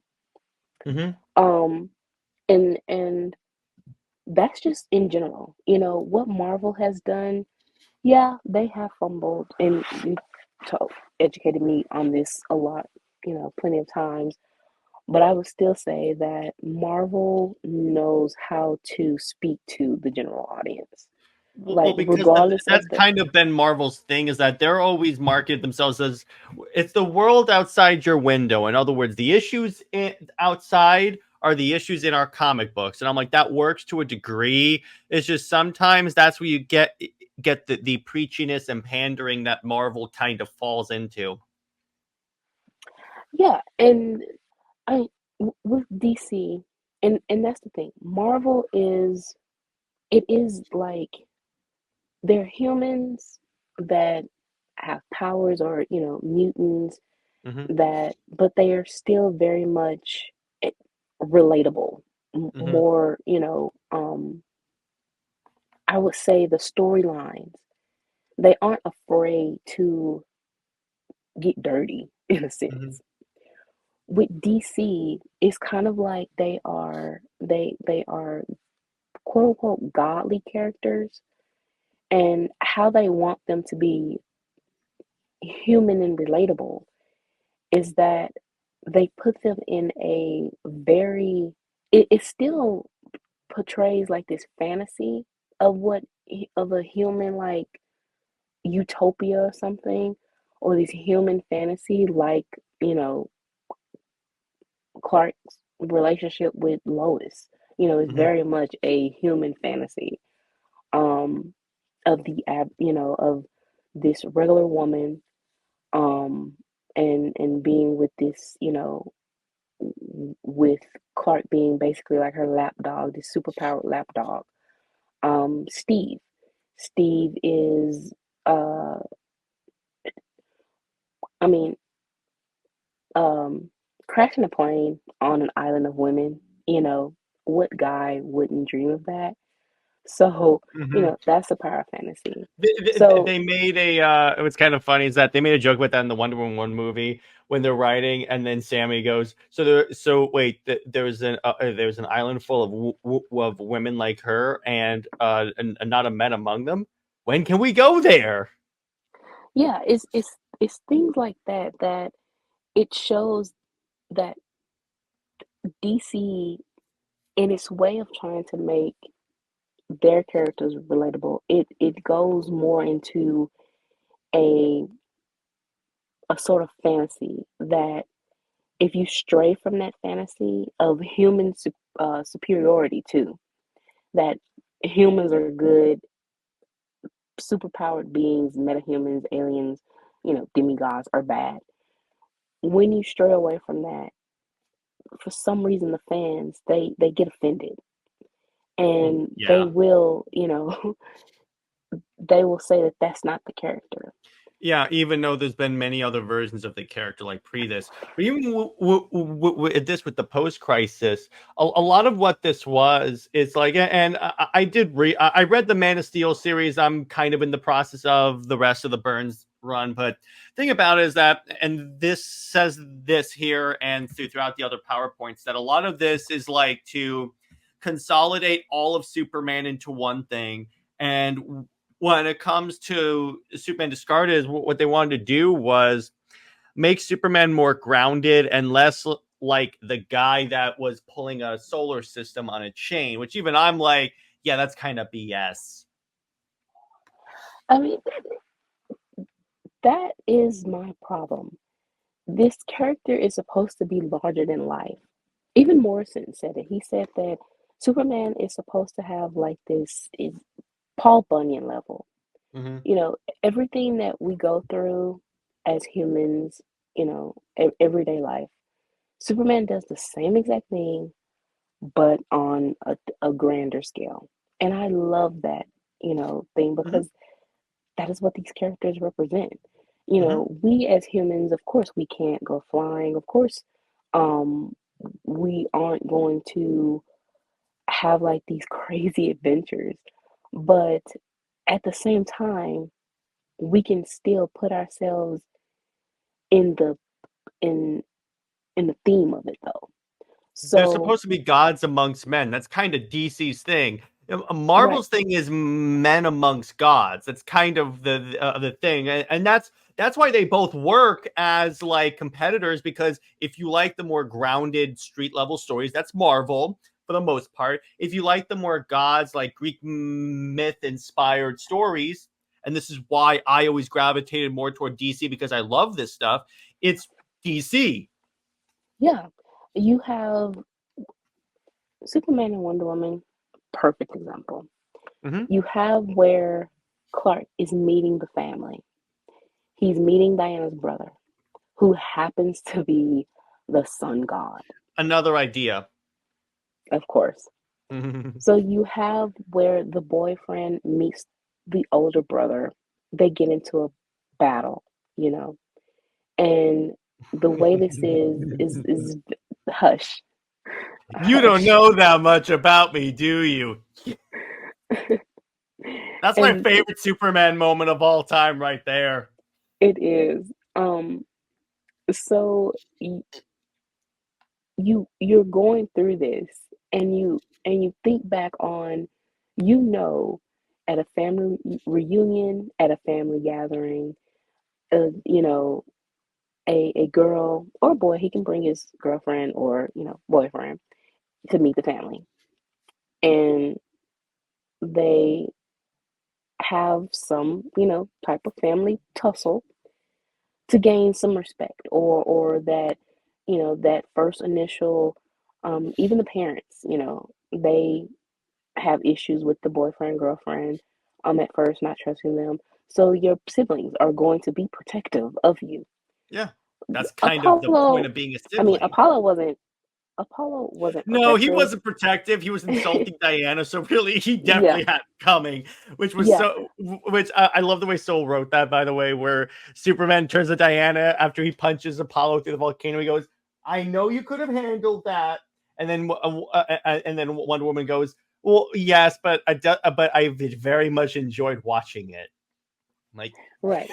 So, so still, you understand though, even though it's between, you know, godly beings, it's still that theme of meeting the family. You might have a little bit of drama and maybe a tussle here and there, but you realize that, okay, this is how family is. Clark and Diana dating, if you are a celebrity couple, the paparazzi is going to go following you. You have headlines and everything like that. That is Clark and Diana as Superman and Wonder Woman. another idea. Um, of course. Um, Thank you, hush, Brent. hush. You're providing me with so much ammunition here. I know I need to be quiet, but hush. Um, and just everything that Soul pretty much, you know, had within the book. Even Clark and Diana's, cultural differences. How Diana, she loves her culture and she wants to, celebrate it. She wants to be open about her relationship with Clark. While Clark, he wants to protect it because he knows how the world is so judgmental, and he wants to be reserved, and he Mhm. wants to, and how Krypton the things in the fortress are dangerous, and he doesn't want it to, hurt Diana or anyone else. Those are the type of things that people do, you know, go through in a relationship, of learning each other and learning each other's backgrounds, of learning each other's family, or, things like that. Or um and you don't see that with other couples within DC, because they go on just based on this surface level of, first of all, just American view of what a relationship is. So that's just basic Well, and yeah, bland. and even in the interview episode I had with a comic story, and he said the problem with having a superhero dating a non-superhero, like a non-powered person. And this is probably what DiDio was talking about when he talked about getting rid of the marriage. It severely limits the stories that you can have, because ultimately, and this was the first time I ever pissed off the Lois fan base, I said, no matter what they do with Lois, it will always revert to she is the damsel in distress, because what can she do against a god? Wonder Woman is definitely not a damsel in distress, and and Charles Soule did not write her as a damsel in distress.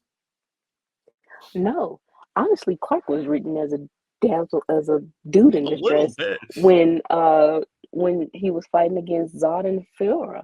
Mm-hmm. So, you know, um, But but it's still a see, balance. the thing about that is they were still written like they're equals. It's just they're there to support each other. Exactly. And, you know, that is basically the best book to show anyone who wants to see a real relationship with these gods among men, you Mm-hmm. know, but it's not them being above men. It's it's them just being themselves, but going through life on a grander scale as they should. But with Superman, how his fans, you know, we are supposed to be fans, but obviously we aren't because we don't like Lois. We don't like watering him down to just this, boy from Smallville, this I get country accused boy. of not reading comics all the time. At this point, I'm Yeah, used to we it. don't we haven't read comics. We just everything that we point out that's actually very problematic for the character, but they love it so much. Yeah, we are not fans. Yeah, but But the other thing, the other thing that Byrne kind of did when they was doing Clark Kent that I thought was kind of interesting is that he did the whole All American football story. He was dating the cheerleader, and again, okay. So let me put it to you this way. Here's the thing about when John Byrne did the whole Rah Rah America, as opposed to when Tomasi did it. When John Byrne, because we have to remember that John Byrne was writing in a different time period where it was all about American patriotism, America's great, and all that stuff. That's why I, to a degree, respect it. When Tomasi did it, it was kind of he kind of emulated the bad part about when Byrne did it, because again, I said on before, there's nothing wrong with liking patriotism and wanting Superman to like say how much he likes America because of all the opportunities it gives them. The problem is when Byrne and Tomasi use that Americanness to shun Krypton or say, look at how horrible that place is.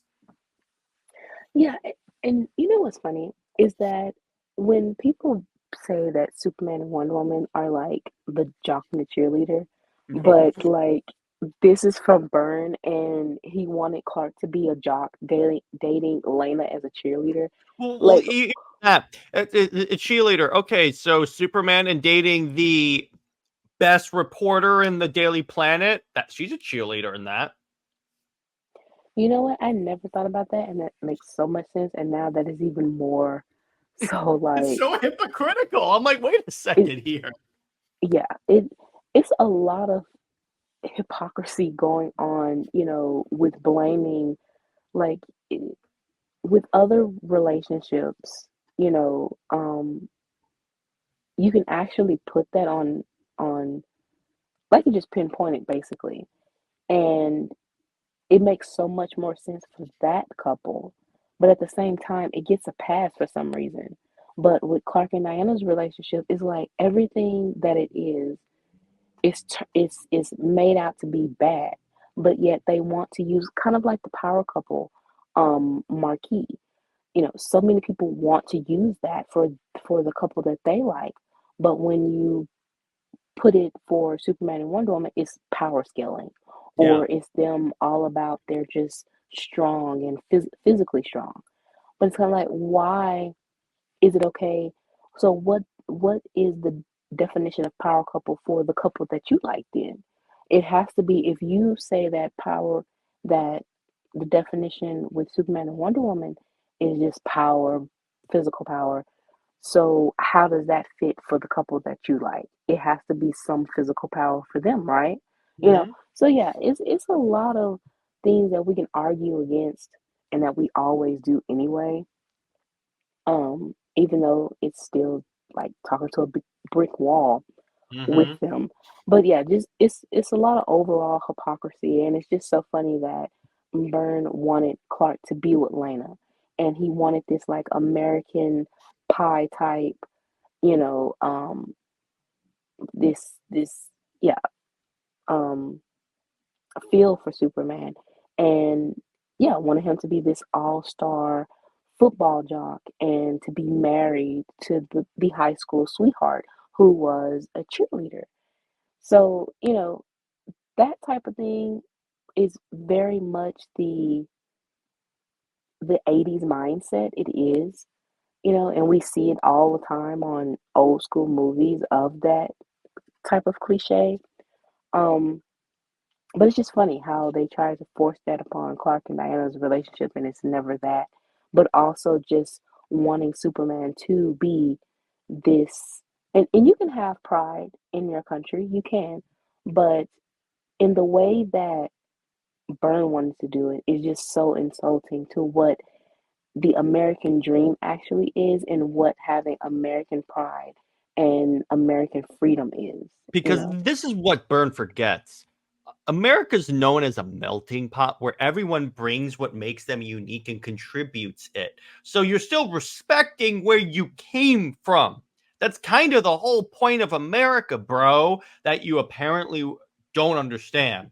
But it's astounding for me. Then we also get to the way Byrne portrayed Krypton, which annoys the crap out of me Oh my because gosh, yes.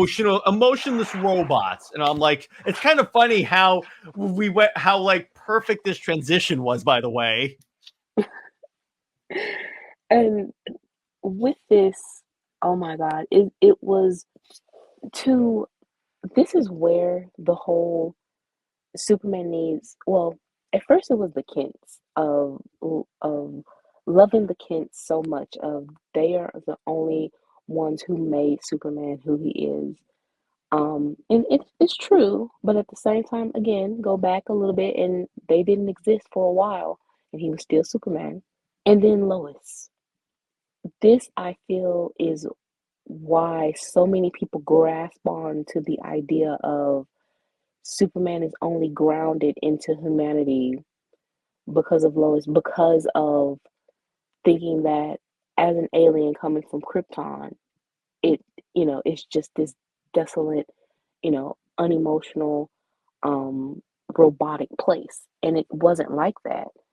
Um, it another is supposed to idea. be, of course, it's supposed to be full of culture. It's supposed to Mhm. be advanced human, the advanced sort of human like, um, but again, very much within, you know, diverse.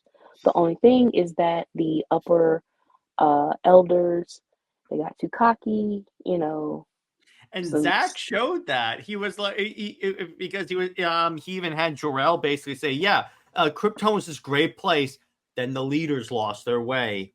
yeah, and that really should be it should be the elders that are, set in their ways or something like that, than just the whole planet being, conquerors or whatever. Congress. And then we get to the Kryptonite thing, which okay, that I'm like, eh, basically what this is, it's like he was trying to explain why Kryptonite affects Clark. Instead of like killing him, it would make him weak because it drives out the solar radiation. So I'm like, oh, okay, that's fine. They there's not that much I can say about that because I really don't care as long as Kryptonite makes him weak. That's kind of it. But then we get to like his relationship with Batman, which again, this is one of the issues I read. This is deliberately like hostile to the point where I'm like, the hell is this? Yeah, it- the way what he wanted was Clark to be like this. He's very much. high and mighty in a sense and self-righteous. And that is something that and preachy too. And that followed post-crisis Superman for, a long time. That's honestly that is if with DC's whole everything is canon and if you go with all the years of build up, Batman saying um Superman is only relevant when he died. He's been holding it in He's for been a holding long that in for time. a while. Oh gosh. He's like, well, finally, Superman's being an a-hole. I can finally say this. It's like in that one episode of Seinfeld when George is driving back to an airport and he's practicing like a comeback line. Batman's in the Batmobile. He's driving, and I'm like, I should have said that. Damn it! Turn around. Yeah, it's like it was building up, and Mhm. honestly, that is when you read Byrne Superman, it's kind of like, yeah, you deserve it. Any type of slander, um, post-crisis Superman gets, it's deserved because the character is written as in also is so obnoxious too, and just the way he was written, you know, um just with his interactions, even with Diana, with how Perez was setting up Diana, she's this free spirit. She, first time of, I guess, well, she thought of falling in love. Um, and then you have, of course, Byrne come in and ruin that to him belittling himself, from him thinking that, well, I'm not this, I want to be just human. I'm just Clark. I want to, be um, the protector of the status quo. Stuff like that. So it disappointed Diana. And honestly, it felt more like Perez speaking through Diana in that sense of how like Superman is supposed to be this progressive character and moving forward, not staying stagnant. And even that, those sly remarks from Perez of how Byrne handles the character. So yeah, long term, it's a lot of damage that he's done, and to the point where, just like with New 52, it was a golden opportunity to really bring this character to the next generation, and they fumbled because so many years of just skating by and settling for just fans thinking that it's just Clark Kent and Superman, no Cal. Cal is just, I don't know, I guess they just thought it was a name, but Krypton um wasn't important enough. So when you add that complexity though to the character, they don't want it. Exactly. And They really want complexity, but there's one more thing. So I told you earlier in this episode that there's this one moment that made me super smug. You ready to see what it was? yes. Superman killed Zod. He basically says, well, what I must do now is harder than anything I've ever done before, but as the last representative of law and justice in this world, it falls to me to act as judge, jury, and executioner. Yeah. And also, DC also showed what would have happened if Superman had not. And he gets killed by Zod. So whenever anyone critiques this and says, "Okay, that's not what Superman. That's not Superman," I go, "Neither is John Byrne." Yeah. And again, I mean, a lot of stuff, a lot of the bad really that came from within comics for Superman, you could all point it to Byrne. Well, yeah, Like, and he even says like he calls it a very controlled abuse of power. What yeah, it phrasing, bro? Well, he certainly abuses power over 14-year-old Lana Lang. Dun-dun. oh my God. Yeah. I'm True. gonna be, as you could tell, I'm still salty about that, and the reason why I'm bringing this up a lot is because a lot of this is about John Byrne. Funny how that turns out. Yeah. And also there was a scene that was so annoying when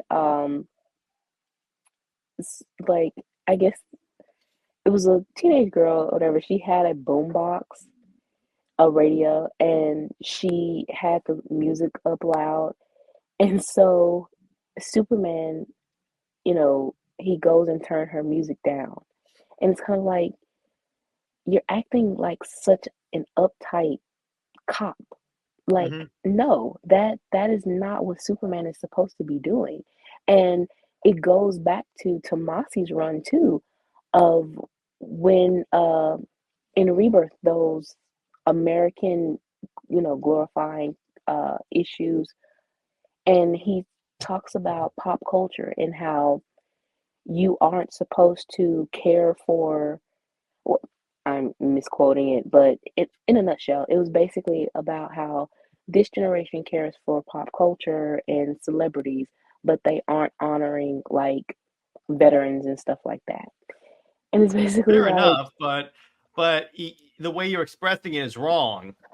yeah, it's just the way he was so preachy and just seemed like this. He's very much the type of dad that, you know, the get off my lawn, very judgmental, wears the shorts and sandals, high waisted shorts and everything like that, that just really look like, this boring, uptight dork. Hmm. And that's just something that I really do not like seeing as Superman.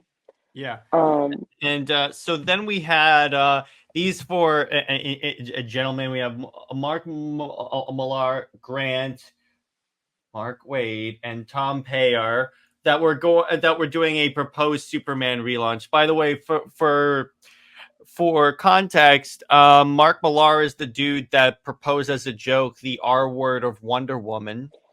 which is awful. Like, no, stop. I get what you were going for, but when you say we wanted to give her like Death of Superman slash Nightfall, there's any Britt, you and I are working on a story that could definitely work as Wonder Woman's Nightfall. Yeah, but it doesn't require No, anything like no, that. there's never an excuse to have that happen. You know, I just don't understand why male writers, think that in regards to Wonder Woman, that she either has to be sexualized or it has to be something like that. You Well, know, to hear him, because Millar sometimes does that with his female characters, because the way he expressed it is that because to see them overcome that trauma, it's empowering, which that's true, but you don't have to show it or do it. With Wonder Woman, it's different. You really can't do that. That's like when John Ridley in Superman Blue had him be raped in prison. you you know what? I saw that panel and I just was like, did that happen? Because yes, it is very explicit, He with said they did things to me in prison. yeah, and the thing is, it's kind of like how, because if he has powers, like he could easily, No, get out of it. what that general did is he flooded the room with red solar radiation in case Superman ever showed up. Oh, Jesus. How Trust me, convenient. it's stupid as hell, but I'm like, the, it's when I was reading this, I was like, who, what? The editorial staff is on their ass all day. I just cannot believe, you know, Bring this in comics. And we are back. Sorry about that. We had some mic issues we had to iron out. That's why Britt may sound slightly different right now. But anyway, so Britt, continue. okay. So, the way comics are now, it just feels like, and they even said that in the DC documentary, is that it is a boys' club.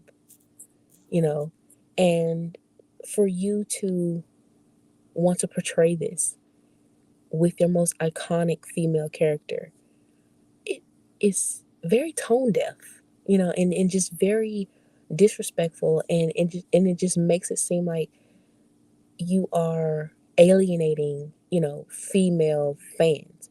And why would you think that female fans even want to read or, see that? And even as an artist, first, why would you want to write it? And why would an artist Yeah, want I want to to draw that draw because that? apparently it would have been like the way the Death of Superman issue was, where like each page is like a full page panel splash. It would have been each page like it would have been 10 full like pages, like one panel pages, like a splash page of that happening, and I'm like, that's a little excessive, bro. Oh my goodness, that is awful. I mean, I know that, within the Amazons, their culture and the history, that is what happened with the Amazons. Mm-hmm. So it's not a storyline that you would want for Wonder Woman, because she is supposed to be like basically the positive outcome, the answer to all of the struggles that the Amazons went through. And for her to have to go basically, you know, go backwards in dealing with something like that, no, you do not do any type of storyline in which Diana, goes through something like that. No, No. I do not. I am so glad that that never um actually was printed or anything, but honestly, Don't worry. I'm sure Tom King will find some way to homage that. I hope to, oh, good Lord, knock on wood, I Brett, be hope honest with not. me. Be honest with me. Is that something Tom King would do? Honestly, he probably would, but I just hope to God he does not. I But hope that he knows the limitations and just no, Tom do King not do has that. no Tom King has no limitations. But True. what I liked about this is like when these four guys proposed a reboot, they brought up an interesting point. Every 15 years, there is a rebooting of Superman for a new generation. I never thought of that. Where like 15 years before this, you had John Byrne. Before that, you had Julie Schwartz, and then you had more Weisinger. So you kept having that. And the thing about it is like at least they were coming at it from the perspective of like revitalizing the Superman brand. The interesting thing about it is that DC editor Mike Carlin was on vacation and he didn't know they were making all these changes. So when he came back and saw that they had basically changed Superman, he got super pissed and like redid everything. Yeah. Um, that Thank you for bringing him up. Um, for I mean, for your editor to basically know that you are in such a bad state, Mm-hmm. and they feel like at a point they forget about the character, and it becomes more of they want money. Mm-hmm. They want recognition in a sense of the media, the PR media, instead of, like I said, instead of character. And I mean, a lot of the Superman fans, post-crisis Superman fans, their first story was Death of Superman. Mm-hmm. And, like some people say, I know where I was when it was a big news, on came out on the news, and how they made it seem like it was basically the death of a celebrity. Um, and just this whole big old thing. And then the fact of lying and saying that this is like might be the end of Superman, he's dead, like Good luck. all of that, for it to be 6 months later and you bring them back. So, It was a year actually. it was. Oh, so still, even that, it was the fact of you got the money for that moment. You got the PR and everything. And then for it to pretty much crash and not it wasn't just Superman. It from the DC documentary. It wasn't just Superman that was damaged for this. But it was like I said, the whole industry and the way other creators thought that it was okay to do the same storylines of deaths, to do the same type of edgy, and even that whole thing. Superman in the 90s, with the mullet and everything like that, or long hair, it was kind of an edgy type thing, Mhm. fighting this big troll monster, just punching to And death. remember, he had electric blue powers. That too, things like that. So calling New 52 edgy and dark, Post I'm like, Crisis has some very, have you seen Post Crisis? But yeah, I don't know. Post Crisis has Yeah, go ahead. some very dark moments. So Blackest Night, anyone? And I talked about that in my Green Lantern episode. But the other thing what's kind of interesting is that, yeah, so their whole revitalizing Superman project was abandoned. So they just put it in their own independent projects for Superman. yeah, like I mentioned earlier, it was um with New 52, the champion of the oppressed, more going back to his roots as the Golden Age. Um, uh, Wade, I believe that is where he got the idea for Superman to be a vegetarian, Mhm. which is neat. I Mhm. I think that you know Clark. I would say that I'm at a toss because I like the idea of Clark being a vegetarian or a vegan, and which is funny because Jid and I was talking too and brought up um, about Diana being a vegetarian, and I was like, yeah, so both Clark and Diana being vegetarians and a vegan Well, it or makes sense vegans, for Diana because she's particularly very connected to animals. right?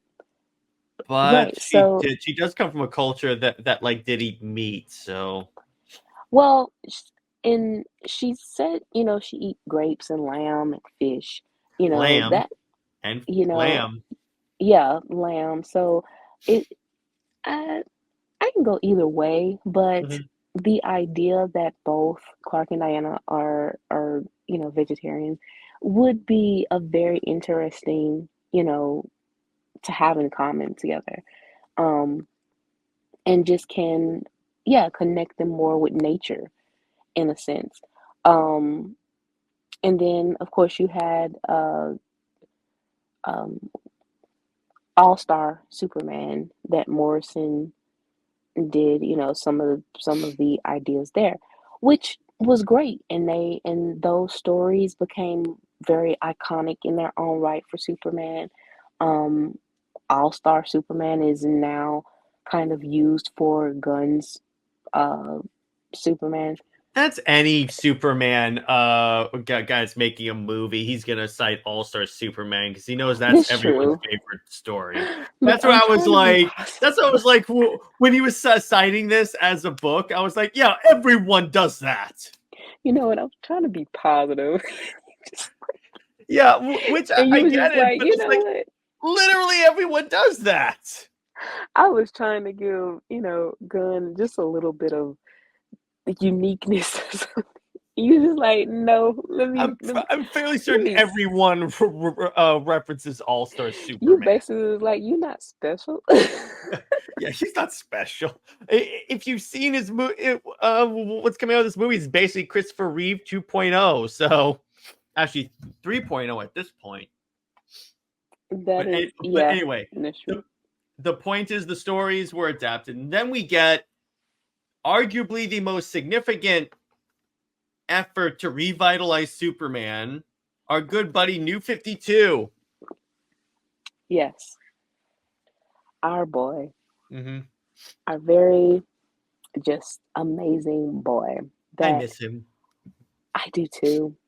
And the fact that he was killed off in such a malicious way, It's such a you stupid know, way too, when the gods could heal him, and he goes, "No, I have to die." And I'm like, "That's too that's editorial saying, yeah, yeah, he's not getting out of this." I mean, you brought back and the fact that, like I said earlier, he was the embodiment of who Superman is supposed to be. Going back to, representing what two Jewish boys, created. And the fact that you killed him off and said that he wasn't the real Superman, but post-crisis, this preachy, uptight, American poster boy that basically hates immigrants. Um, you know, to say that that is the real Superman is just so, I don't know, it's just very disrespectful to me. And again, we've already been labeled as not Superman fans because we don't align to the post-crisis And these are the same fandom. people that are Superman fans, but send very vitriolic hate DMs. Exactly. So And comments, they're getting very bold, but we'll talk about that. yeah, Um, yeah, I know, and we see a lot of wall o text. So there you go. I love exactly. how they send a It, wall of text and they expect us to respond. it, right? And but with New 52, it was just very we already know that, within that time it revitalized DC and it brought in new fans. But the thing is, DC shot them their own selves in their in the foot because they couldn't keep the momentum. And with you killing off, your a character that could have grown to be true to what the character is supposed to be, you you lost the investment. And then to think that John Kent was going to be a replacement for that is just, yeah, No. you really just did not think that through. He's like Um, discount essentially what it's so actually here we go. You know what John Kenta actually is? He's the meme of, "Dad, can we get new 52 Superman? We have new 52 Superman at home." yeah. Or it's like the what I ordered from Amazon and what I actually got from like or Sheen or something, Mhm. those types of memes. That is basically what John Kent is, and it's just terrible that, like I said, you really did snuff a whole generation that could have, you know, helped DC and uh, revitalize it even more. But you are stuck on nostalgia, and that is what Superman. His legacy is just nostalgia.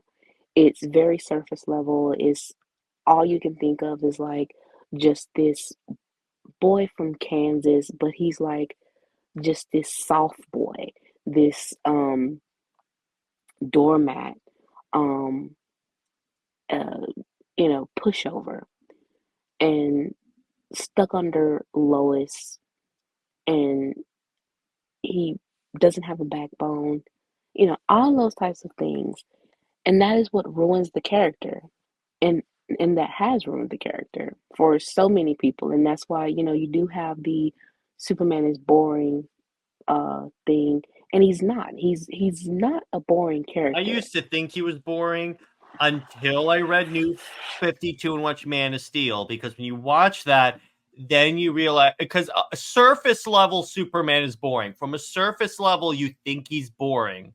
When you actually do research into the character, you're like, okay, wait a second. He's there. You go. I get it now. That was me. I get why people like this character. Yeah, he was a he as a concept. It is so complex and it's so vast of storytelling, and that's what this whole conversation has been about. Of really just going into what Superman is supposed to be, what he's supposed to represent. But when you have creatives that are so creatively bankrupt and so lazy, they would rather water these characters down, to fit their comfort of writing. And that is not what writing is. Writing is, you are supposed to challenge yourself as, as a person, you know, locking into your own emotions and really, pushing yourself to the edge of your ability of thinking, um, and testing your emotions.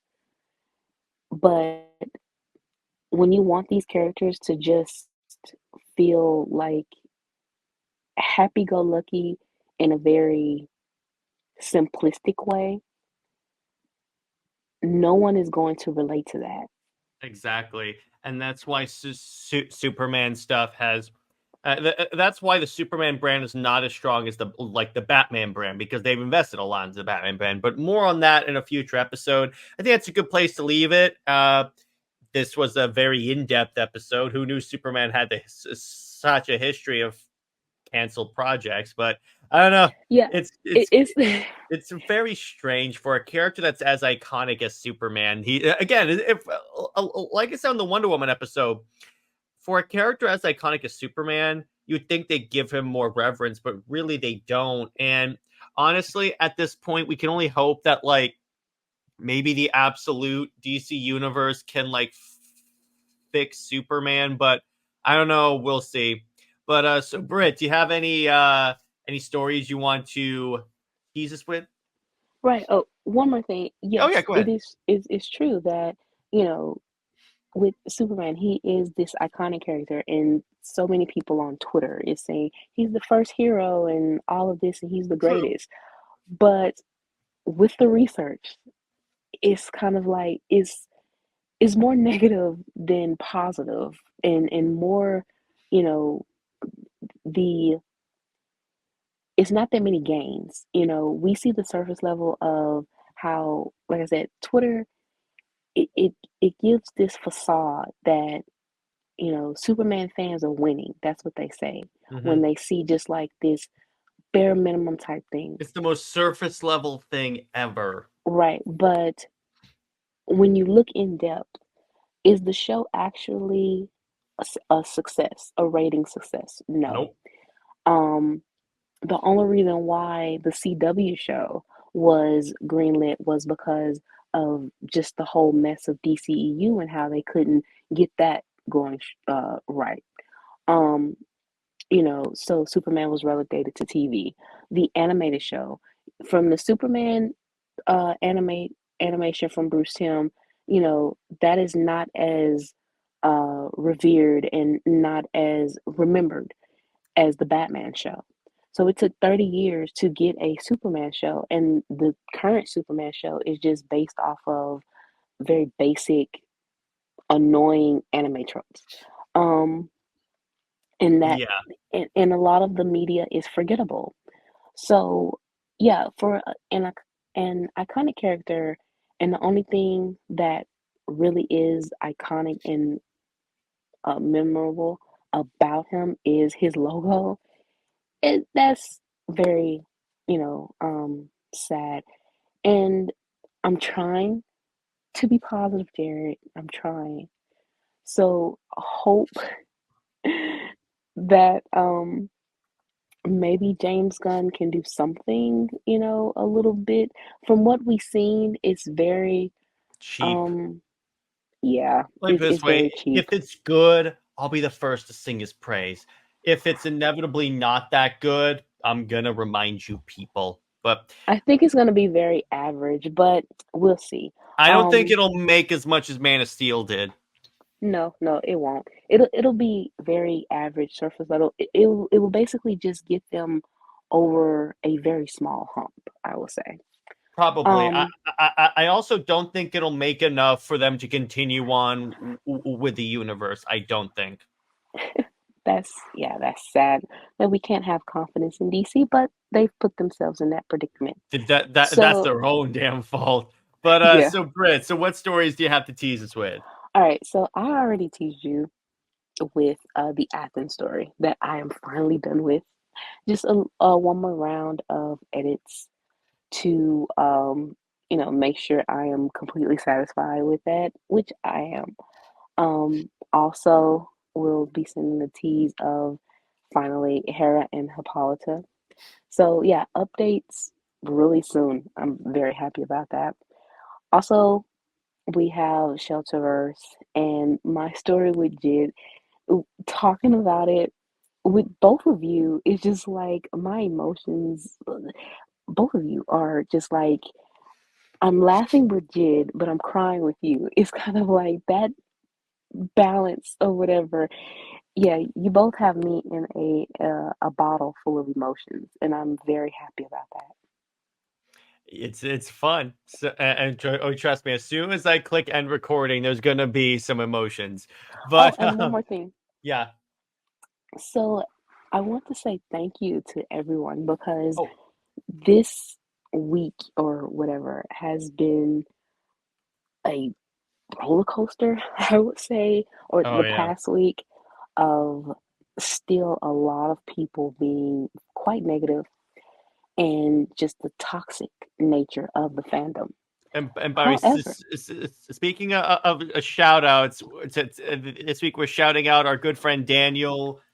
I have to. I'm finding his name. Okay, Daniel Escalante. yes, Shout out to you, dude. He tags me in a lot of SuperWonder stuff, and he shows up to all the streams. And we really appreciate you, buddy. yeah, thank you for the support. And the Instagram Mm-hmm. is now over 64,200 followers. And actually, no, I just refreshed. It's now 64,300. Nice. So within 24 or 48 hours, we've gotten a lot of followers.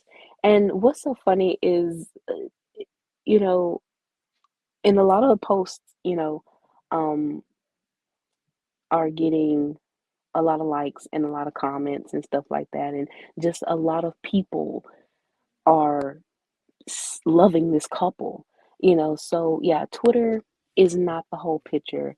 Um, and really, it just shows that with one Instagram post or page of the interactions that we can have um, with this pairing, just think of if DC actually gave the pairing the respect clearly it needs and can bring, a certain amount of fans.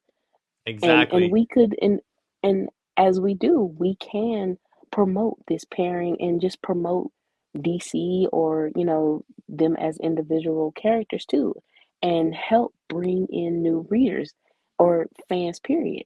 That is what we do. So again, I want to thank everyone for supporting the page because it just really shows that despite all the negativity that is hurtled our way unprovoked, basically, that the support matters so much more. Exactly. So stay heroic, everyone. Remember, Lois Lane is Lois Lame. She belongs to General Zod. Zoe the Maxibat for life. See you later.